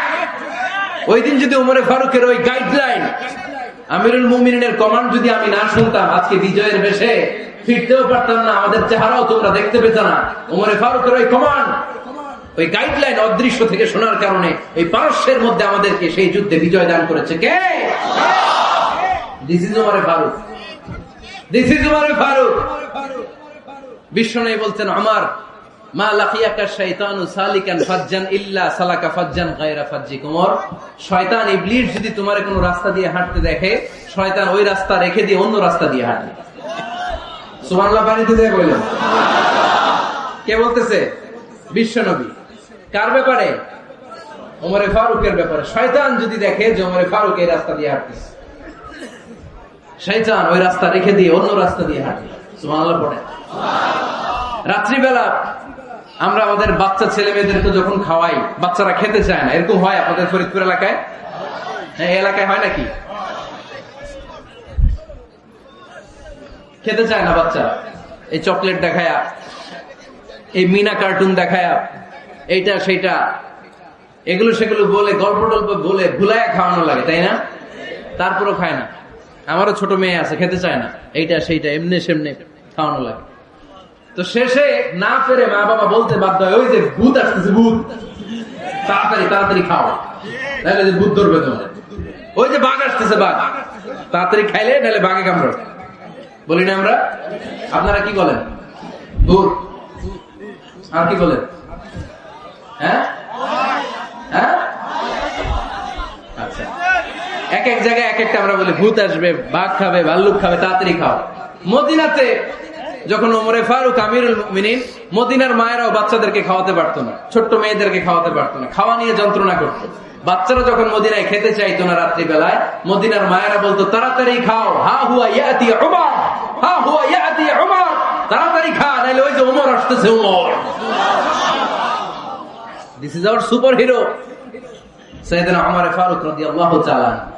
শুধু শয়তানি ভয় পেত না, মুনাফিকরাও ভয় পেত, জমের মতো ভয়।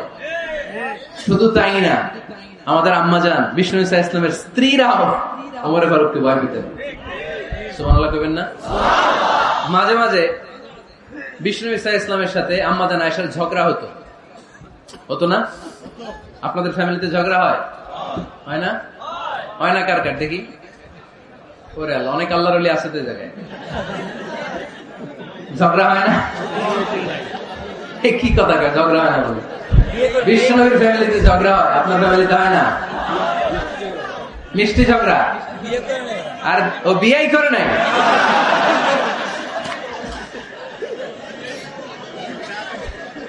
ঝগড়া তো হবেই, দাম্পত্য জীবনের মজাটাই তো এখানে।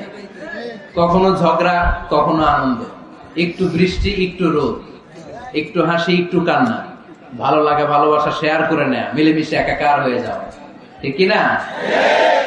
তো আল্লাহর হাবিব সাল্লাল্লাহু আলাইহি ওয়াসাল্লামের সাথে আম্মাজান আয়েশার ঝগড়া হতো। তো একদিন ঝগড়া হয়ে দুইজন রেগে আছে, খবরদার দুইজন রেগে থাকবেন না, একজন রাগলে আরেকজন থেমে যাবেন, কারণ এই ছোট্ট ঝগড়া থেকে এটা অনেক সময় বিচ্ছেদের দিকে গড়ায়। আমার প্রিয় ফরিদপুরবাসী, ভাবি রেগে গেলে আপনি রাগেন না, ওই দিন আপনি একটু ঠান্ডা থাকেন। আবার আপনি রেগে গেলে, আমার মাইকের আওয়াজ যদি ভাবিরা শুনেন, আপনারা রেগে যায় না, একটু ঠান্ডা থাকবেন। দুইজনে রেগে গেলে তো তৃতীয় বিশ্বযুদ্ধ শুরু হবে, তাই না? একজন রেগে গেলে আরেকজন ঠান্ডা, কারণ এই সামান্য ঝগড়া থেকে ইগোর কারণে এটা বিচ্ছেদ আর ডিভোর্স পর্যন্ত গড়ায়। আর শয়তান এখানে উস্কানি দেয়, কারণ ইমানদারদের ফ্যামিলি ভাঙতে পারলে শয়তান সবচেয়ে বড় খুশি হয়, আর ইমানদারদের ফ্যামিলি টিকে থাকলে খুশি হয়ে যায় কে? আম্মা জান আয়েশা রাদিয়াল্লাহু তাআলা আনহার সাথে বিষ্ণু ইসলামের ঝগড়া হতো মাঝে মাঝে। একবার ঝগড়া হলো, বিষ্ণু ইসলাম রাগ, আম্মা জান আয়েশাও রাগ। বিষ্ণু বললেন, আয়েশা ঝগড়া করে আর কতক্ষণ থাকবো, আসো মিটমাট করি। আয়েশা রাদিয়াল্লাহু বললেন, ঠিক আছে মিটমাট করি। তো বিষ্ণু ইসলাম বললেন, মিটমাটের জন্য কারে ডাকবো? ওমরে ডাকি। কয় না, ওমরে না, ওমরও গালিজ, ওমর অনেক রাগে, আমার ডর লাগে। কয় তাহলে তোমার আব্বারে ডাকি। কয় ডাকো। কি খুশি, মেয়েদের মধ্যে অভ্যাসটা আছে না নাই? তাহলে তোমার আব্বারে ডাকি। ডাকেন, ডেকে নিয়ে আসা হলো। আবু বকর রাদিয়াল্লাহু তাআলা আনহু দাঁড়ালেন, আম্মা জান আয়েশা দাঁড়ালেন, বিশ্বনবীও দাঁড়ালেন। বিশ্বনবী বললেন, আয়েশা তোমার আব্বা আসছে, এবার ঘটনা খুলে বলার পালা, তুমি বলবা নাকি আমি বলবো? আম্মা জান আয়েশা বললেন, আপনি বলেন, তবে ওয়ালা তাকুল ইল্লা হাক্কান, যেটা ঘটছে ওইটাই বললেন, মিথ্যা কথা কইেন না। আবু বকর রাদিয়াল্লাহু তাআলা রেগে মেগে আগুন, কি এই কথা তুমি কেমন করে বলো? বিশ্বনবী কি মিথ্যা কথা কখনো বলবে? রেগে মেগে দিলেন মেয়ের গালে এক চড়। বানিয়ে বলতেছি না, মুসনাদ আহমদ ইবনে হাম্বলের হাদিস। বাবার হাতের থাপ্পড়কে আম্মা জান আয়েশা উল্টে বললেন। সাইয়েদনা আবু বকর রাগে গড়গড় করছেন, আবার মারার জন্য তেড়ে গেলেন। এবার বাঁচার জন্য আম্মা জান আয়েশা বিশ্বনবীর পিছনে যে আশ্রয় নিলেন, বিশ্বনবী বাঁচানোর জন্য দুই হাত মিলে দাঁড়িয়ে গেলেন। পড়েন সুবহানাল্লাহ। বিশ্বনবী যখন দুই হাত মেলে দাঁড়িয়ে গেলেন, সাইয়েদনা আবু বকর রাদিয়াল্লাহু আনহু থেমে গেলেন। সাইয়েদনা আবু বকর রাদিয়াল্লাহু তাআলা আনহু ঘর থেকে বের হয়ে বারান্দায় দাঁড়ালেন। পড়েন সুবহানাল্লাহ। এবার বিশ্বনবী আম্মা জান আয়েশার কাছে যেয়ে বলেন, ইয়া আয়েশা কাইফা রাআইতিনি আনকাসতুকি মিনার রাজুল, দেখছো কেমনে বাঁচাইলাম? আমি না থাকলে ভর্তা বানাই ফেলতো আজকে। আমি বাঁচাইছি তোমার, আমি আমার লগে ঝগড়া করো তুমি। লজ্জায় পড়ে আম্মা জান আয়েশা খিলখিল করে হেসে দিলেন, বিশ্বনবীও হেসে দিলেন। দুইজনের হাসির মধুর আওয়াজ শুনে সাইয়েদনা আবু বকর বাইরে থেকে অবাক, কিরে এতক্ষণ না ঝড় তুফান, এখন দেখি হাসি। সালাম দিয়ে অনুমতি নিয়ে ভিতরে ঢুকলেন। ঢুকে দেখেন আম্মা জান আয়েশাও হাসে, বিশ্বনবীও হাসে। এই হাসি দেখে আবু বকর রাদিয়াল্লাহু আনহু হেসে দিলেন, আরশের উপর থেকে খুশি হয়ে গেলেন কে? এবার সাইয়েদনা আবু বকর রাদিয়াল্লাহু তাআলা আনহু বললেন, ইয়া রাসূলুল্লাহ আশরিকানি ফি সিলমিকুমা কামা আশরাকতুমানি ফি হারবিকুমা। ও নবী, যুদ্ধ লাগলে, দুইজন যুদ্ধ লাগলে মীমাংসার জন্য যেমনি আমার ডাকেন, এরকম হাসি আর আনন্দের মুহূর্তেও আমার একটু ডাকেন। আশরিকানি ফি সিলমিকুমা কামা আশরাকতুমানি ফি হারবিকুমা। নবী, আপনাদের মধ্যে ঝগড়া লাগলে সন্ধি করার জন্য আমরা যেমনি ডাকেন, আপনাদের হাসি খুশি আনন্দ খুনসুটি এই মজাদার মুহূর্তগুলোতে আমার বঞ্চিত রাখেন না, আমার একটু ডাকেন। সুবহানাল্লাহ পড়েন। এই মুসনাদ আহমদ ইবনে হাম্বলের হাদিস শোনার উদ্দেশ্য হচ্ছে, বিশ্বনবী প্রথমে ওমর ফারুকের নাম বলেছিলেন। সাইয়েদনা আয়েশা বলে, না আমি ডরাই। হাইবাত, দিস ইজ কল্ড হাইবাত ওমর। একবার বিশ্বনবীর সব বিবিরা ধরলেন, ও নবী আমাদেরকে এটা দেন, ওইটা দেন, ঘরে এইটা নাই, ওইটা নাই, ওইটা নাই। বিশ্বনবীকে, আমার কাছে কিছু নাই, যদি এমনি আমার বউ হয়ে থাকতে চাও থাকো, তাহলে যা, তা না হলে যা লাগবে কিনে দেবো, সাথে সাথে তালাকও দিয়ে দিব। কিছু দিতে পারবো না, আমার নাই তো, সামর্থ্য নাই। কিন্তু বিবিরাও ছাড়া না, এটা দেন ওইটা দেন। বিশ্বনবী রহমতের নবী, বিবিদেরকে বুঝাতেও পারেন না। বিবিরা আবদার করতেছে, নবী এটা লাগবে, ওইটা লাগবে। ইন দ্য মিন টাইম বিশ্বনবী একজনের সালাম শুনতে পেলেন। কে যেন দরজায় দাঁড়িয়ে বলতেছে, আসসালামু আলাইকুম। বিশ্বনবী দরজার দিকে তাকালেন, তাকিয়ে বললেন, ওয়া আলাইকুমুস সালাম। আর বুঝতে পারলেন এটা আমার ওমরের সালাম। সালাম দেওয়ার পরে বিবিদের দিকে তাকায় দেখে একজন বিবিও নাই, সব অন্দর মহলের ভিতরে দৌড়। সুবহানাল্লাহ পড়তে পারলেন না? This is our super hero Omar. এরকম ওমর একটা লাগবে, চিল্লায় বলেন কয়টা? একটা ওমর গোটা বিশ্বকে সোজা করে দিবে। একটা ওমর সবল আর দুর্বলের সব পার্থক্য দূর করে দিবে। মাজলুমের উপর জালিমের অত্যাচারের অবসান ঘটায় দিবে, এটা বিশ্বটাকে সাম্য, মৈত্রী, ভালোবাসার, ইনসাফ দিয়ে পরিপূর্ণ করে দিবে। সেই উমরের অপেক্ষায় আমরা। নিজের ছেলেকে 80টা বেত মেরেছেন। কয়টা? 80টা বেত মেরেছে। এই ব্যাপারে অনেকগুলো বর্ণনা পাওয়া যায়। সবচেয়ে সহিহ বর্ণনা হচ্ছে মুয়াত্তা ইমাম মালিকের বর্ণনা। ওমর ফারুক রাদিয়াল্লাহু তাআলা আনহুর ছেলে আব্দুর রহমান মারুফুন বিআবি শাহমা ছিলেন মিশরে। ওখানে নাবিজ খেয়েছিলেন।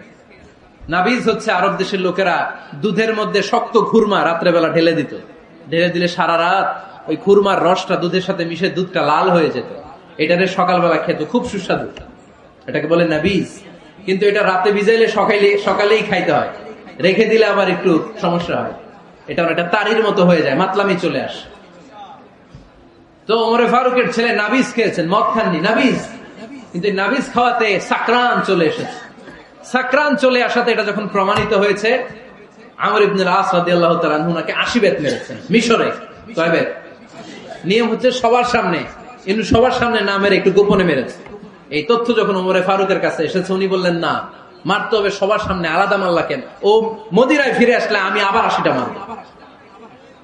মদিনা ফিরে আসার পরে সাইয়েদনা ওমরে ফারুক ওই আগের 80টারে আর ধরেন নাই, নিজ হাতে আবার 80টা বেত মেরেছে। এই বেত মারার 1 মাস পরে এই আবু শামা ইন্তেকাল করেছে। অনেক ঐতিহাসিক বলে এই বেতের আঘাতে মরেছে, কেউ কেউ বলেছে নিজের রোগের কারণে মরেছে। কিন্তু দিস ইজ দ্য ইনসাফ সিস্টেম অফ আমার। নিজের ছেলে বলে ছেড়ে দেয় নাই। এখন নিজের ছেলে হলে 7 খুন মাফ, নেতার ছেলে হলে 10 খুন মাফ, এলাকার মরলের ছেলে হলে 10 খুন মাফ। নো পার্সিয়ালিটি ইন ইসলাম। ইসলামে পার্সিয়ালিটি নাই। আপনি নেতার ছেলে হন, আপনি বিজনেস ম্যাগনেটের ছেলে হন, আপনি যেই হন না কেন, ইসলামের দৃষ্টিতে সবাই সমান। চিল্লায় বলেন ঠিক কিনা? বনু মখজুমিয়া গোত্রের এক নারী চুরিতে ধরা পড়ল। সাহাবারা বললেন, নবী, মদিনার সবচেয়ে ভেরি প্রেস্টিজিয়াস এন্ড ডিগনিফাইড ফ্যামিলির মেয়ে, আপনি হাত কাটেন না। কারণ ইসলামের নিয়ম চুরি করলে কি কেটে দাও? বিষ্ণু বললেন, বলো কি? হাত না কাটার জন্য তোমরা আমাকে রেকমেন্ড করছো? এটা আল্লাহর আইন। পৃথিবীর কেউ রেকমেন্ড করলো শোনার ক্ষমতা আমার নাই, কারণ আইনটা দিয়েছে কে? আল্লাহ। লাউ কানাত ফাতিমাতু বিনতি মুহাম্মাদিন সারাকাত লাকাতা মুহাম্মাদুন ইয়াদাহা। আরে বনু মাকসুমিয়া মেয়ে তো দূরের কথা, আমার কলিজার টুকরা ফাতেমাও যদি আজ চুরিতে ধরা পড়তো, তার হাত কেটে দিতে আমি 1 মিনিটও দেরি করতাম না। দিস ইজ ইসলাম। এই হচ্ছে ওমরে ফারুকের মানাকিব। এরকম ওমরে ফারুক কয়টা লাগবে? আওয়াজ করে বলতে হবে, কয়টা লাগবে? 1টা লাগবে। এই সাইয়েদনা ওমরে ফারুক মদিনার প্রথম চিফ জাস্টিস ছিলেন। সর্বপ্রথম ওনার পরামর্শে সাইয়েদনা আবু বকর রাদিয়াল্লাহু তাআলা আনহু কোরআনকে সংকলন করেছেন। আমরা এই যে কোরআন পড়ি 30 পারা, এমদাদিয়া লাইব্রেরির 114টা সূরা, কত সুন্দর সন্নিবেশ করা হয়েছে, এখানে সাজানো হয়েছে। আল্লাহর হাবিব সাল্লাল্লাহু আলাইহি ওয়াসাল্লামের সময় কি এরকম কোরআন ছিল নাকি? ছিল না। খেজুর পাতার মধ্যে, গাছের বাকলের মধ্যে, ওটের বড় হাড্ডির মধ্যে আর পাথরের মধ্যে খোদাই করা কোরআন ছিল। সাইয়েদনা আবু বকরের সময় রাদিয়াল্লাহু তাআলা আনহুর সময় যুদ্ধ হলো, 70 জন হাফেজ সাহাবী ইন্তেকাল করলেন। সাইয়েদনা আবু বকর রাদিয়াল্লাহু তাআলা আনহুকে ডেকে ওমর ফারুক, এইভাবে হাফেজে কোরআন সাহাবীরা যদি দুনিয়া থেকে বিদায় হয়ে যায়, আল্লাহর কোরআনও তো বিদায় হয়ে যাবে। আমার পরামর্শ হলো, আপনি সব বয়োজ্যেষ্ঠ সাহাবীদেরকে একসাথে করে কোরআনের সব কাগজগুলোকে একসাথে করে একটা নির্ধারিত কপির মধ্যে কোরআনকে সংকলন করে ফেলে। সাইয়েদনা আবু বকর বললেন, যেটা আমার নবী করে না, এটা আমি কেমনে করি? কিন্তু ওমরে ফারুক নাছরবান্দা বলে না, এটা করলে কোনো খারাপ হবে না, ভালোই হবে। মুসলিম উম্মার জন্য এক জায়গায় কোরআন সন্নিবেশিত থাকবে, আপনি করেন। সাইয়েদনা আবু বকর রাজি হয় না, ওমরে ফারুকও ছাড়ে না। ওমরে ফারুক বলতে বলতে বলতে বলতে এমন ভাবে সাইয়েদনা আবু বকর রাদিয়াল্লাহু তাআলা আনহুকে ধরলেন, সব শেষে সাইয়েদনা আবু বকর ওমরে ফারুকের কথায় কোরআন সংকলনে রাজি হয়ে গেলেন। পড়েন সুবহানাল্লাহ। উনি বললেন, ওমর যখন আমাকে বারবার বুঝাতে লাগলো, আল্লাহ তাআলা আমার হৃদয়টা ওমরের কথা শোনার জন্য খুলে দিলেন। আল্লাহ তাআলা কেমন যেন আমাকে ইলহাম করলেন, আবু বকর করো, এই কাজের মধ্য দিয়ে আমি আমার কোরআনকে গোটা বিশ্বে জীবিত রেখে দেব। This is Umar. এই যে আমরা হিজরি সনের যে আমরা গণনা করি, এই হিজরি সনের প্রবর্তক হচ্ছে সাইয়েদনা ওমর ফারুক। সুবহানাল্লাহ নাই? আপনাদের মনোযোগ আসছে না গেছে? কই ঘুমাই গেলেন মনে হয়?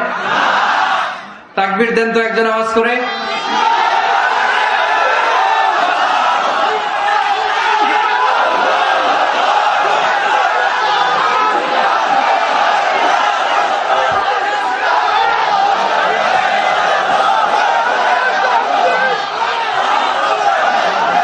মাশাআল্লাহ মাশাআল্লাহ। বসেন বসেন, এখনই শেষ করে দেব কিছু সময়ের মধ্যে। আমরা একসাথে বিদায় নেব ইনশাআল্লাহ। ওঠা বসা করবেন না, ওঠা বসা করবেন না, বসেন। সাইয়েদনা ওমর ফারুক এই হিজরি সনের গণনা শুরু করেছেন। সাহাবারা বলল, আমিরুল মুমিনিন, খ্রিস্টানদের ঈসাই সন আছে, আমাদের মুসলমানদের কোনো সন নাই। আমাদের একটা সন থাকলে আমাদের জিজিয়া নিতে, আমাদের যাকাতে টাকা উত্তোলন করতে অনেক সুবিধা হবে। ওমর ফারুক বললেন, তাহলে কোন সালকে হিজরি, কোন সালকে মুসলিম সাল হিসেবে আমরা ঘোষণা দিতে পারি? একজন বলল, আমার নবী যেই সালে জন্মগ্রহণ করেছেন ওই সালে। ওমর ফারুক বললেন, না, আমার নবীর জন্ম আমাদের জন্য খুশির দিন, কিন্তু এটা আমাদের জন্য প্রেরণা নয়। প্রেরণা নবীর কাজে, ঠিক কিনা?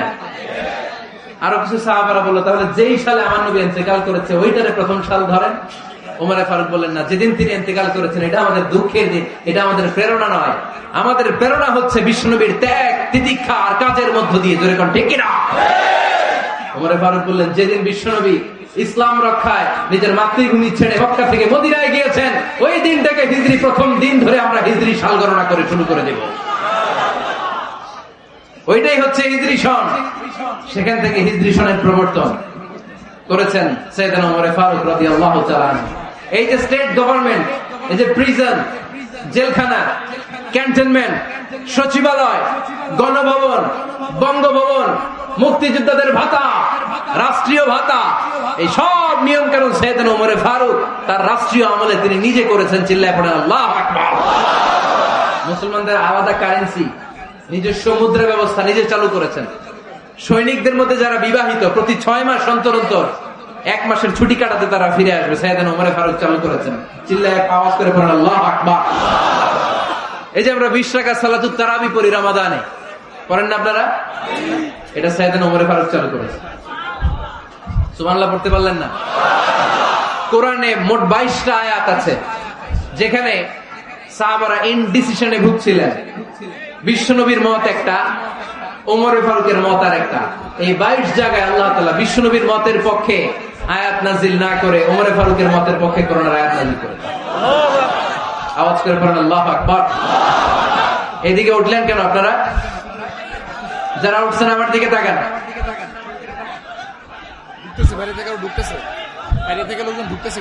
কিছু ভিতরে ঢুকতেছে, কিছু বাইরেতেছে না?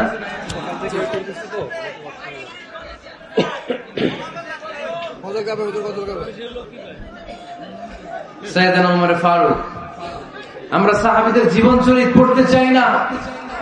কত যে অনুপ্রেরণামূলক দৃষ্টান্ত সাইয়েদনা ওমর ফারুক আমাদের জন্য রেখে গিয়েছে। ওমর ফারুক যখন খলিফা, দিনের বেলায় যদি রাষ্ট্রে কোনো নিয়ম জারি করতেন, দিনের বেলায় জনগণকে কোনো বিষয়ে যদি নিষেধ করতেন, রাত্রে বেলায় খাওয়ার সময় ফ্যামিলি মেম্বারদের সবাইকে বলতেন, এই দিনের বেলা আমি জনগণকে এই কাজ করতে নিষেধ করেছি, তোমরা আমার ফ্যামিলি মেম্বার, খবরদার তোমরা এই কাজ করো না। জনগণ করলে যতটুকু শাস্তি, তোরা করলে পাবি ডবল শাস্তি। সুবহানাল্লাহ কইবেন না? আমাদের নেতারা ওই বাড়ির বিচার করে, ওই বাড়ির মাইয়ার বিচার, ওই বাড়ির পোলার বিচার। নিজের পোলা গাঞ্জা টানে, আসরা নাই? নিজের মেয়ে অপরাধ করে, আসরা নাই? কি নেতা ছিলেন ওমর ফারুক! আগে নিজের ঘর সামলিয়েছেন, আগে নিজেকে সামলিয়েছেন, নিজের ঘর ঠিক করেছেন। বলেছেন জনগণ করলে যত ব্যাড, তোরা করলে double bad. This is called leader, ঠিক কিনা? এক বাবা এসে বললেন, ওমর ফারুক আমার ছেলে কথা শোনে না, বেয়াদব। ওমর ফারুক ছেলেরা ডাকলেন, বাবা তুমি তোমার আব্বাজানের কথা শোনো না, এটা তো কবিরা গুনাহ। ছেলে বলে, ওমর ফারুক সব দায়িত্ব আল্লাহ ছেলে মেয়েদেরকে দিয়েছে, বাবা মাকে কোনো দায়িত্ব দেয়নি। ওমর ফারুক বললেন, অবশ্যই দায়িত্ব দিয়েছে। তাহলে বলেন আমার বাবার দায়িত্ব কি? উনি বললেন, প্রাইমারিলি প্রথমত 3 দায়িত্ব। আইয়ানতাকিয়া উম্মা, পৃথিবীর প্রতিটি বাবার উচিত ছেলেদের মেয়েদের জন্য ভালো মায়ের ব্যবস্থা করা। 2 নম্বরে আইয়াহসিনা ইসমা, সুন্দর তার একটা নাম রেখে দেয়। 3 নম্বর ইউআল্লিমাহুল কিতাব, তার আল্লাহর কিতাব শিক্ষা দেওয়া। এবার ছেলেকে আমার আব্বা 3টার একটাও করে নাই। এবার ওমর ফারুক রেগে গেলেন, বাবার কাঁধে ধরলেন, বললেন তুই ছেলের জন্য বিচার নিয়ে আসলি, তোর 3টা দায়িত্বের একটাও তুই পালন করিস নাই। ছেলে বলে আমিরুল মুমিনিন, আমার মা নর্তকী, আমার মা মাজুসি, আমার মায়ের মধ্যে কোনো আদব কাদব নাই, সুন্দরী দেখে আমার মা রে বাবা বিয়ে করছে, আমার মায়ের কাছ থেকে জীবনে কিছু শিখি নাই। 2 নাম্বার সাম্মানি খানফাসা, আমার বাবা আমার নাম রেখেছে চামচিকা। কি নাম রাখছে? এটা নাম হইলো একটা, এরকম উল্টা পাল্টা নাম আছে না নাই? না, এগুলো রাখবেন না। আব্দুল্লাহ রাখবেন, আব্দুর রহমান রাখবেন, আর একটা কি বলছি আজকে? হুযায়ফা রেখে দিন, পারবেন? ওয়ালাম ইউআল্লিমনি হারফাম মিন কিতাবিল্লাহ আমিরুল মুমিনিন। শুধু তাই না, আল্লাহর কোরআনের একটা অক্ষর আমার বাবা কোনোদিন আমারে শিক্ষা দেয় না। ওমর ফারুক রেগে গেলেন, এবার বাপের কান্দে ধইরা মারতে শুরু করলেন। তুই পোলার নামে বিচার নিয়ে এসেছিস, তোরে বাইট দিব আগে। এরকম নেতার দরকার আছে না নাই?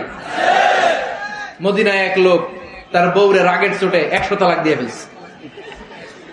কয় তালাক দেয়ার নিয়ম? কয়টা দিছে? কয়টা?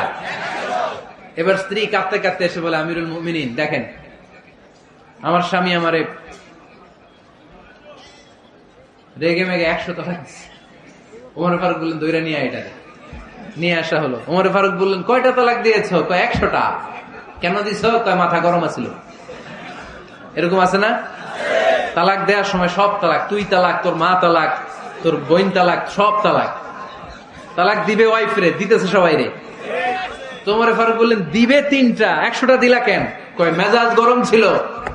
কয় দাঁড়া, আত-তালাকু মিন শাআইরিল্লাহ, তালাক হচ্ছে আল্লাহর দেয়া বিধানের একটা নিদর্শন, এটা নিয়ে তুই খামখেয়ালি করলি। আমার রায় শোন, আমার রায় হচ্ছে 3 তালাকে তোর বউ তালাক, বাকি 97 তালাক তোর পিঠের উপরে পড়বে। এরকম বিচারের দরকার আছে না নাই? এরকম দৃষ্টান্তমূলক বিচার যদি বাংলার জমিনে দেয়া হতো, আর কোন নারী ধর্ষিতা হতো? আর কোন নারীকে অ্যাসিড মারা হতো? আর কোন নারী যৌতুকের জন্য কান্না করতো? একটা আমল লাগবে, বেশি না। কয়টা লাগবে? তিনি গভর্নর সিস্টেম চালু করেছিলেন, governor system, Islamic state. Bahrain, ইয়ামান, মিসর, কুফা, বসরা, মক্কা, মদিনা, এই 7 জায়গায় 7 জন গভর্নর পাঠিয়েছেন। তাদের থেকে তথ্য নিতেন। এই গভর্নর সিস্টেম উনি বানিয়েছেন। সাইয়েদনা আমর ইবনে আল-আস রাদিয়াল্লাহু তাআলা আনহুকে পাঠিয়েছেন মিশরে। মিশরে একটা দৌড় প্রতিযোগিতা হতো। ওই দৌড় প্রতিযোগিতায় আমর ইবনে আল-আস রাদিয়াল্লাহু তাআলা আনহুর ছেলে অংশগ্রহণ করেছে, কিন্তু এক মিশরি ওই দৌড় প্রতিযোগিতায় চ্যাম্পিয়ন হয়ে গেছে। রানার্স আপ হয়েছে আমর ইবনে আল-আসের ছেলে। এবার মিশরি ফার্স্ট আর গভর্নরের ছেলে সেকেন্ড। রাগের চোটে আমর ইবনে আল-আসের ছেলে ওই মিশরির মাথার মধ্যে কয়েকটা বাড়ি মেরেছে। মিশরি বলে আমার মাল্লা কেন? তুমি খেলায় পারো না, আমারে মাল্লা কেন? কয় আনা ইবনুল আকরামিন, আমি গভর্নরের পোলা, আমি যা বলবো এটাই হবে, আমার উপরে কথা নাই। মিশরি ওইখানে আর ঝগড়া বাঁধায় নাই, মনে দুঃখ নিয়ে মদিনায় চলে আসলেন। এসে বললেন আমিরুল মুমিনিন, আপনি আমর ইবনুল আস রাদিয়াল্লাহু তাআলা আনহুকে মিশরের গভর্নর বানিয়ে পাঠিয়েছেন। একটা প্রতিযোগিতায় আমি চ্যাম্পিয়ন হয়েছি, ওনার ছেলে হয়েছে রানার আপ। কেন সে চ্যাম্পিয়ন হতে পারে নাই? এই কারণে আমার মাথায় লাঠি দিয়ে 3টা বাড়ি মেরেছে। বিচারটা দিছে কার দরবারে? কথা বুঝেন নাই বোধহয়? ওমর ফারুকের দরবার। ওমর ফারুক বললেন তাই, আগামী বছরের অমুক তারিখ আমি সব গভর্নরদেরকে ডেকে হিসাব নেই, তো ওই দিন তুই থাকবি, পারবি না? বিষ্ণু বলে পারবো, মানে অবশ্যই পারবো। ওই দিন 7 রাজ্য থেকে 7 গভর্নর হাজির, গভর্নরদের ছেলেরাও হাজির, মিশরীয় হাজির। 7 গভর্নরের কাছ থেকে 7 এলাকার খোঁজ খবর নেওয়ার পরে ওমরে ফারুক বললেন আইনাল মিসরি, মিশরী লোকটা কই, এদিকে আয়। মিশরী সামনে আসার পরে বলল আমর ইবনুল আস, তুমি মিশরের গভর্নর, তোমার ছেলে সহ তুমি আসো। আমর ইবনুল আস এসে সামনে বসে রইলেন। এবার বললেন আমর ইবনুল আসের ছেলে, তুমি নাকি ইবনুল আকরামিন গভর্নরের ছেলে, তুমি যা বলবা মিশরে নাকি তাই হবে, তোমার নাকি অনেক দাপট।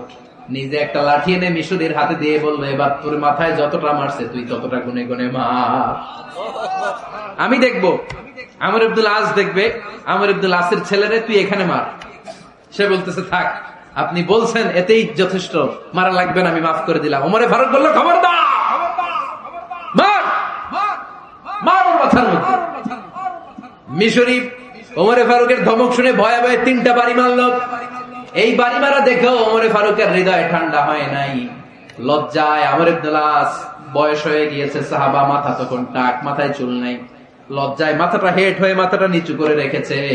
এবার রাগের চোটে ওমরে ফারুক বললেন, এবার আমর ইবনে আসের টাক মাথার মধ্যে একটা মার। মার! কেন ছেলেকে শিক্ষা দিতে পারে নাই?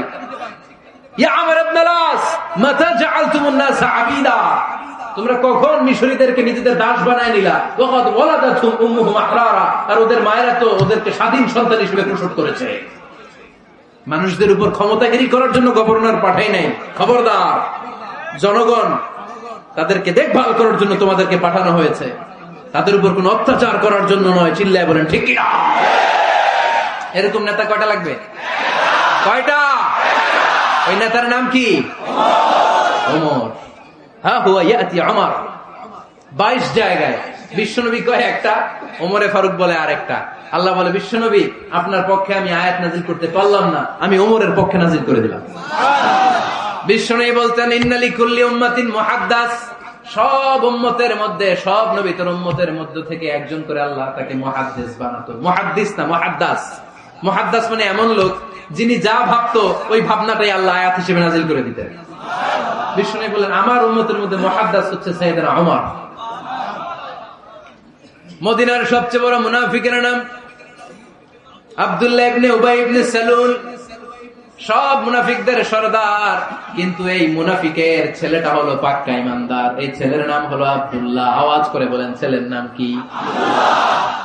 আব্দুল্লাহ ইবনে উবাই ইবনে সালুল, মুনাফিক সরদার যখন ইন্তেকাল করলো, সাইয়েদনা আব্দুল্লাহ রাদিয়াল্লাহু তাআলা আনহু বিশ্বনবীর কাছে এসে চোখের পানি ছেড়ে ডেকে বলে, নবী আপনিও জানেন, আমিও জানি, মদিনার সবাই জানে আমার আব্বা মুনাফিকদের সরদার, কিন্তু আমার মন তো মানে না, আমার তো পিতা, আমার তো বাবা লাগে, আমার তো মন মানে না।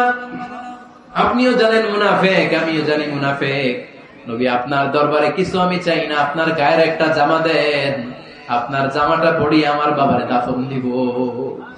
এর উসিলায় যদি আমার আব্বারে আল্লাহ মাফ করে দেয়, দয়ার নবী মায়ের নবী জামা খুলে দিয়ে দিলেন। পড়েন সুবহানাল্লাহ। আব্দুল্লাহ রাদিয়াল্লাহু তাআলা আবার আবদার চললেন, নবী জানি আমার বাবা মুনাফিক, কিন্তু আমার তো বাবা, আপনার দরবারে ফরিয়াদ, আপনি নিজে যে আমার বাবার জানাজার নামাজের ইমামতি করবেন। দয়ার নবী মায়ের নবী জানাজার নামাজে যেতে চাইলেন। ওমরে ফারুক বললেন, নবী না, খবরদার, আপনি উবাই ইবনে সালুলের জানাজায় যাবেন না। বিশ্বনবী জোর করে যেতে চাইলেন। সাইয়েদনা ওমর ফারুক বিশ্বনবীর জামা পেছন থেকে টেনে ধরলেন। আল্লাহু আকবার! টেনে ধরলেন, যাবেন না আপনি। ওমর ফারুকের হাত থেকে হ্যাচকা টান মেরে জুব্বা টান দিয়ে বিশ্বনবী জানাজায় চলে গেলেন। রব্বুল আলামিন আয়াত নাজিল করলেন, ইস্তাগফির লাহুম আও লা তাস্তাগফির লাহুম ওয়া ইন তাস্তাগফির লাহুম ৭০ মাররাতান ফালান ইয়াগফিরাল্লাহু লাহুম। নবী গো, একবার নয়, দুইবার নয়, ৭০ বারও যদি এই মুনাফিকের জন্য আপনি ক্ষমা চান, তার জন্য ক্ষমা নাই, তার জন্য আছে জাহান্নাম। ওয়ালা তাকুম, আপনি যাবেন না আলা কবরি, কখনো তাদের জানাজায় যাবেন না। এই যে একটা ভুল করে ফেলছেন, এটা এবারই শেষ, এরপরে আর যাবেন না। সাইয়েদনা ওমর ফারুকের পক্ষে আল্লাহ তাআলা কোরআনের আয়াত নাযিল করে দিলেন। চিল্লায় পড়েন আল্লাহু আকবার। এভাবে 22টা জায়গায় ওমর ফারুক যা বলেছে, এটা নিয়ে একটা আলাদা আলোচনা হইতে হবে, আলাদা একটা আলোচনা লাগবে যে 22টা আয়াতে আল্লাহ তাআলা বিশ্বনবীর পক্ষে কোরআনের আয়াত নাযিল না করে সাইয়েদনা ওমর ফারুকের পক্ষে আয়াত নাযিল করেছেন। চিল্লায় পড়েন সুবহানাল্লাহ। ওই ওমর ফারুককে আমাদের মডেল বানানোর দরকার আছে না নাই? ওই ওমর ফারুকের জীবনী আমাদের ছেলে মেয়েদেরকে পড়ানোর দরকার আছে না নাই? আমাদের ভবিষ্যৎ প্রজন্ম এগুলো জানে না। ওরা সালমান খান দেখে বড় হয়, ওরা শাহরুখ খান দেখে বড় হয়, ওরা ঋত্বিক রোশনকে দেখে বড় হয়। ওরা মনে করে যে এরাই বড় সুপার হিরো।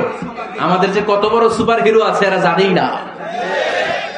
নতুন প্রজন্মের কর্ণকহরে সাইয়েদনা ওমর ফারুকের ইতিহাস পৌঁছে দেওয়ার দরকার আছে না নাই? ওমর ফারুকের ইন্তেকালের ঘটনাটা বলেই আমরা মোনাজাতের দিকে যাব। শুনবেন? শুনতে চান? উনি স্বপ্নে দেখলেন একটা লাল মোরগ ওনাকে 3টা ঠোকর মেরেছে। কয়টা? উনি জুমার নামাজে জিলহজ মাসের শেষ সপ্তাহে জুমার নামাজে বললেন যে একটা লাল মোরগ 3টা ঠোকর মেরেছে। মুগীরা ইবনে শুবা রাদিয়াল্লাহু তাআলা আনহুর দাস আবু লুলু আল মাজুসি, এই লোকটা খঞ্জর বানাতে পারত। মুগীরা রাদিয়াল্লাহু তাআলা আনহুর দাস। মুগীরা প্রতিদিন 4 দিরহাম করে চার্জ করত, যেহেতু দাস। সে এসে বিচার দিল, আমিরুল মুমিনিন, মুগীরা আমার থেকে বেশি টাকা চায়, জুলুম করে। ওমর ফারুক বললেন, তাই? তুমি কি কাজ জানো? বলে, আমি খঞ্জর বানাতে জানি। বাড়ি কই? পারস্য। আরে তুমি খঞ্জর বানাতে জানলে তো 4 দিরহাম অনেক কম, সে তো আরো বেশি টাকা নেওয়া দরকার ছিল তোমার থেকে। আবু লুলুর এই কথা পছন্দ হয় নাই। শেখে ওমর, তুমি সবারে দয়া দেখাও আর আমার ক্ষেত্রে কঠিন নিয়ম বানাইলা, দাঁড়াও, এই নিয়ম তোমার আমি দেখাবো। এই রাগে সে বাড়িতে যে একটা খঞ্জর বানালো। কি বানালো? খঞ্জর চেনেন? ছোট্ট ছুরি। কিছুদিন আগে ওমানের সুলতান কাবুস ইন্তেকাল করেছে, জানেন আপনারা? ওনার এই কোমরের মধ্যে খঞ্জর থাকতো, ছবিতে দেখছেন? আরব শাহেক যারা সুলতান আমির, কোমরে কি থাকে? ছোরা থাকে, খঞ্জর। সে বাসায় যে একটা খঞ্জর বানালো, যেই খঞ্জরের 2 মাথা, লাহু রাসান ওয়া মাকবাদাতুহু ফি ওয়াসাতি, আর ধরার হ্যান্ডেলটা মাঝখানে, এদিকেও ছুরি এদিকেও ছুরি, যাতে এইভাবে মারা যায়। সে ধার দিতে লাগলো আর বলল, ওমর দাঁড়াও, তোমার আমি দেখাবো। ওমর ফারুক মসজিদে নববীর ইমাম, ফজরের নামাজের সময় এ আবু লুলু আল মাজুসি বুরনুস পরে, চাদর পরে, লুকিয়ে লুকিয়ে, সে অগ্নি উপাসক, মুমিন নয়। ওমর ফারুককে অ্যাটাক করার জন্য গেলেন মসজিদে নববীতে। ওয়াকানু ইউসাল্লুনা বিগালাস, তখন ওনারা অন্ধকারে নামাজ পড়ত। নামাজের সময় যখন হলো, লুকিয়ে লুকিয়ে প্রথম কাতারে ওমর ফারুকের পিছনে মুয়াজ্জিনের পাশেই দাঁড়ালো, হাতে খঞ্জর। ইকামত হলো, ওমর ফারুক সালাত শুরু করলেন, ফজরের সালাত, আল্লাহু আকবার। নামাজ শুরু করলেন, সূরা ফাতিহা বললেন। আরেকটা সূরা যখন পড়তে যাবেন, ইন দ্য মিন টাইম আবু লুলু এই খঞ্জর নিয়ে ওমর ফারুকের বুকের মধ্যে 3টা স্টেবিং করলেন। একটা মারলেন নাভির নিচে, মারার সাথে সাথে পাকস্থলী কেটে গেল। আরেকটা মারলেন পাজরে, পাজর ছিঁড়ে গেল। 3টা মারার পরে ওমর ফারুক বললেন, কাতালানি আল কালব, এক কুকুর আমাকে মেরে ফেলেছে। পেছন থেকে এক সাহাবীকে টান মেরে সামনের দিকে নিয়ে গেলেন, তুমি নামাজের ইমামতি করো। আর ওমর ফারুককে বাকিরা ধরাধরি করে পেছনে নিতে আরম্ভ করলেন। আর এই আত্মাই আক্রমণ যে করেছে, সে কাতারের মাঝখান দিয়ে যেতে আরম্ভ করলো আর 2 দিকে ছুরি মারতে আরম্ভ করলো। 13 জন সাহাবীর গায়ে ছুরি মেরেছে, 7 জন সাহাবা স্পট ডেথ, জায়গায় মৃত্যু। এই ভয়ঙ্কর অবস্থা দেখে এক সাহাবী বুরনুস, এক ধরনের জুব্বা আছে মাথাওয়ালা, অনেকে জ্যাকেট পরছেন না এরকম মাথাওয়ালা, লম্বা জুব্বা আছে, আরবরা শীতে পরে মাথাওয়ালা। এই মাথাওয়ালা জুব্বা বের করে এক সাহাবী জালের মতো তার দিকে উড়ায় মারল। ওই বুরনুসের মধ্যে পেঁচিয়ে আবু লুলু মাটিতে পড়ে গেল আর সুইসাইড করে ফেললো, নিজের বুকে নিজে মেরে আত্মহত্যা। যে সাহাবীকে ইমামতির জন্য দাঁড় করালেন, উনি ছোট্ট সূরা দিয়ে, প্রথম রাকাতে সূরা আল কাউসার, দ্বিতীয় রাকাতে সূরাতুল ইখলাস দিয়ে নামাজ শেষ। ওমর ফারুক বেহুশ। ওমর ফারুক কি? বেহুশ। সবাই কান্নাকাটি করতেছে, সবাই দেখতে গেলেন, এখন হুঁশ ফিরে না। মুখের মধ্যে, মুখ খুলে রাষ্ট্রের চিকিৎসক মুখের মধ্যে দুধ দিলেন, ওই নাভি দিয়ে দুধ বের হয়ে যায়, পাকস্থলী কেটে ওখান দিয়ে দুধ বের হয়ে যাচ্ছে। তারা বললো, ওনারে বাঁচানো সম্ভব না, দেখেন হুঁশ ফিরে কিনা। হুঁশ ফিরলে ওনার পরে কে আমির হবে, উনি যেন প্যানেল ঠিক করে দিয়ে যায়। সবাই তাকিয়েছে ওমর ফারুকের চোখের দিকে। আল্লাহর মেহেরবানিতে ঘন্টা খানিক পরে উনি চোখ খুললেন। চোখ খোলার পরেই বলেন নাই, ও মা আমি মরে যাই। চোখ খোলার পরে উনি বলেন নাই, কে মারলো আমারে। চোখ খোলার পরে উনি বলেন নাই, আমার পরে নেতা কে হবে। চোখ খোলার পরে সর্বপ্রথম কথাটি ছিল, আসল্লান নাস, আমার নেতৃত্বে যে ফজরের নামাজটা শুরু হয়েছিল, এটাকে ঠিক মতো তোরা পড়েছিলি? আমার নেতৃত্বে যে ফজরের জামাত শুরু হয়েছিল, সেটা ঠিকঠাক মতো সমাপ্ত হয়েছিল কিনা আগে বল। আসল্লান নাস, নামাজটা হয়েছে কিনা বল। সুবহানাল্লাহ বলতে পারলেন না? This is Umar, hour super hero. নেতা অনেকগুলো লাগে না, এরকম নেতা একটাই যথেষ্ট, যে গোটা বিশ্বকে কাঁপায় দিতে পারে। চিল্লায় বলো ঠিক কিনা? আমরা চাই আমাদের ছেলেগুলো উমরে ফারুকের মতো বড় হোক। আমরা চাই আমাদের ছেলে মেয়েগুলো খাব্বাব, খুবাইব, সাইয়েদনা আলী, উসমান, আবু বকর রাদিয়াল্লাহু তাআলা আনহুর অনুসরণে বড় হোক, ঠিক কিনা? আমরা একটা ওমর চাই, যিনি আমাদেরকে সালাতের শিক্ষা দিয়ে গিয়েছেন, ইন্তেকালের আগে বলেছেন সাল্লান নাস, এজন্য আমরা যেন নামাজ কখনো নষ্ট না করি।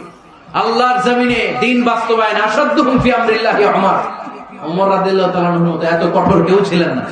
তাই দিন বাস্তবায়নে আমরা যেন কাউরে ছাড় না দেই। সবার আগে আল্লাহর দিন, সবার আগে আল্লাহর কোরআন, সবার আগে আমার ইসলাম, ঠিক কিনা? চাইলেই কেউ এদেশ থেকে ইসলামরে মিটাই দিতে পারবে না।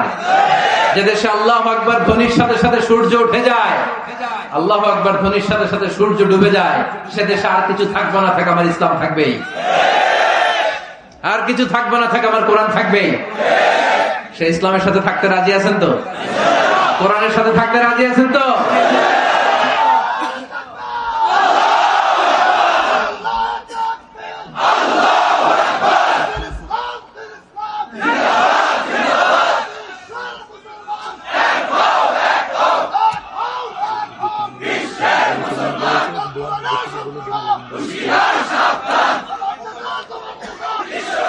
আল্লাহ আমাদের সবাইকে কবুল আর মঞ্জুর করে নেই। আমরা পড়ি আমিন।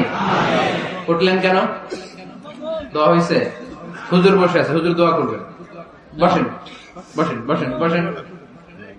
কয়েকজন ভাই কালিমা পড়ে মুসলমান হতে চায়। মোহতামিম সাহেবের হাতে, মোহতামিম সাহেবের হাতে ওনার মাদ্রাসায় আগামীকাল তারা কালিমা পড়বে। আমরা তাদের জন্য দোয়া করি। আল্লাহ তাআলা আমার ভাইদেরকে ইসলামের জন্য কবুল করে নেয়। আমরা যা শুনলাম আমরা যেন আমল করতে পারি। আল্লাহ তুমি তৌফিক দাও। আল্লাহ আমাদের মধ্যে ভ্রাতৃত্ব ভালোবাসা তুমি বাড়িয়ে দাও। আল্লাহ আমরা এই ফরিদপুরের ময়দানে এই রজনীতে যেমনি একসাথে বসতে পারলাম, তোমার জান্নাতেও যেন একসাথে বসতে পারি, তুমি তৌফিক দাও।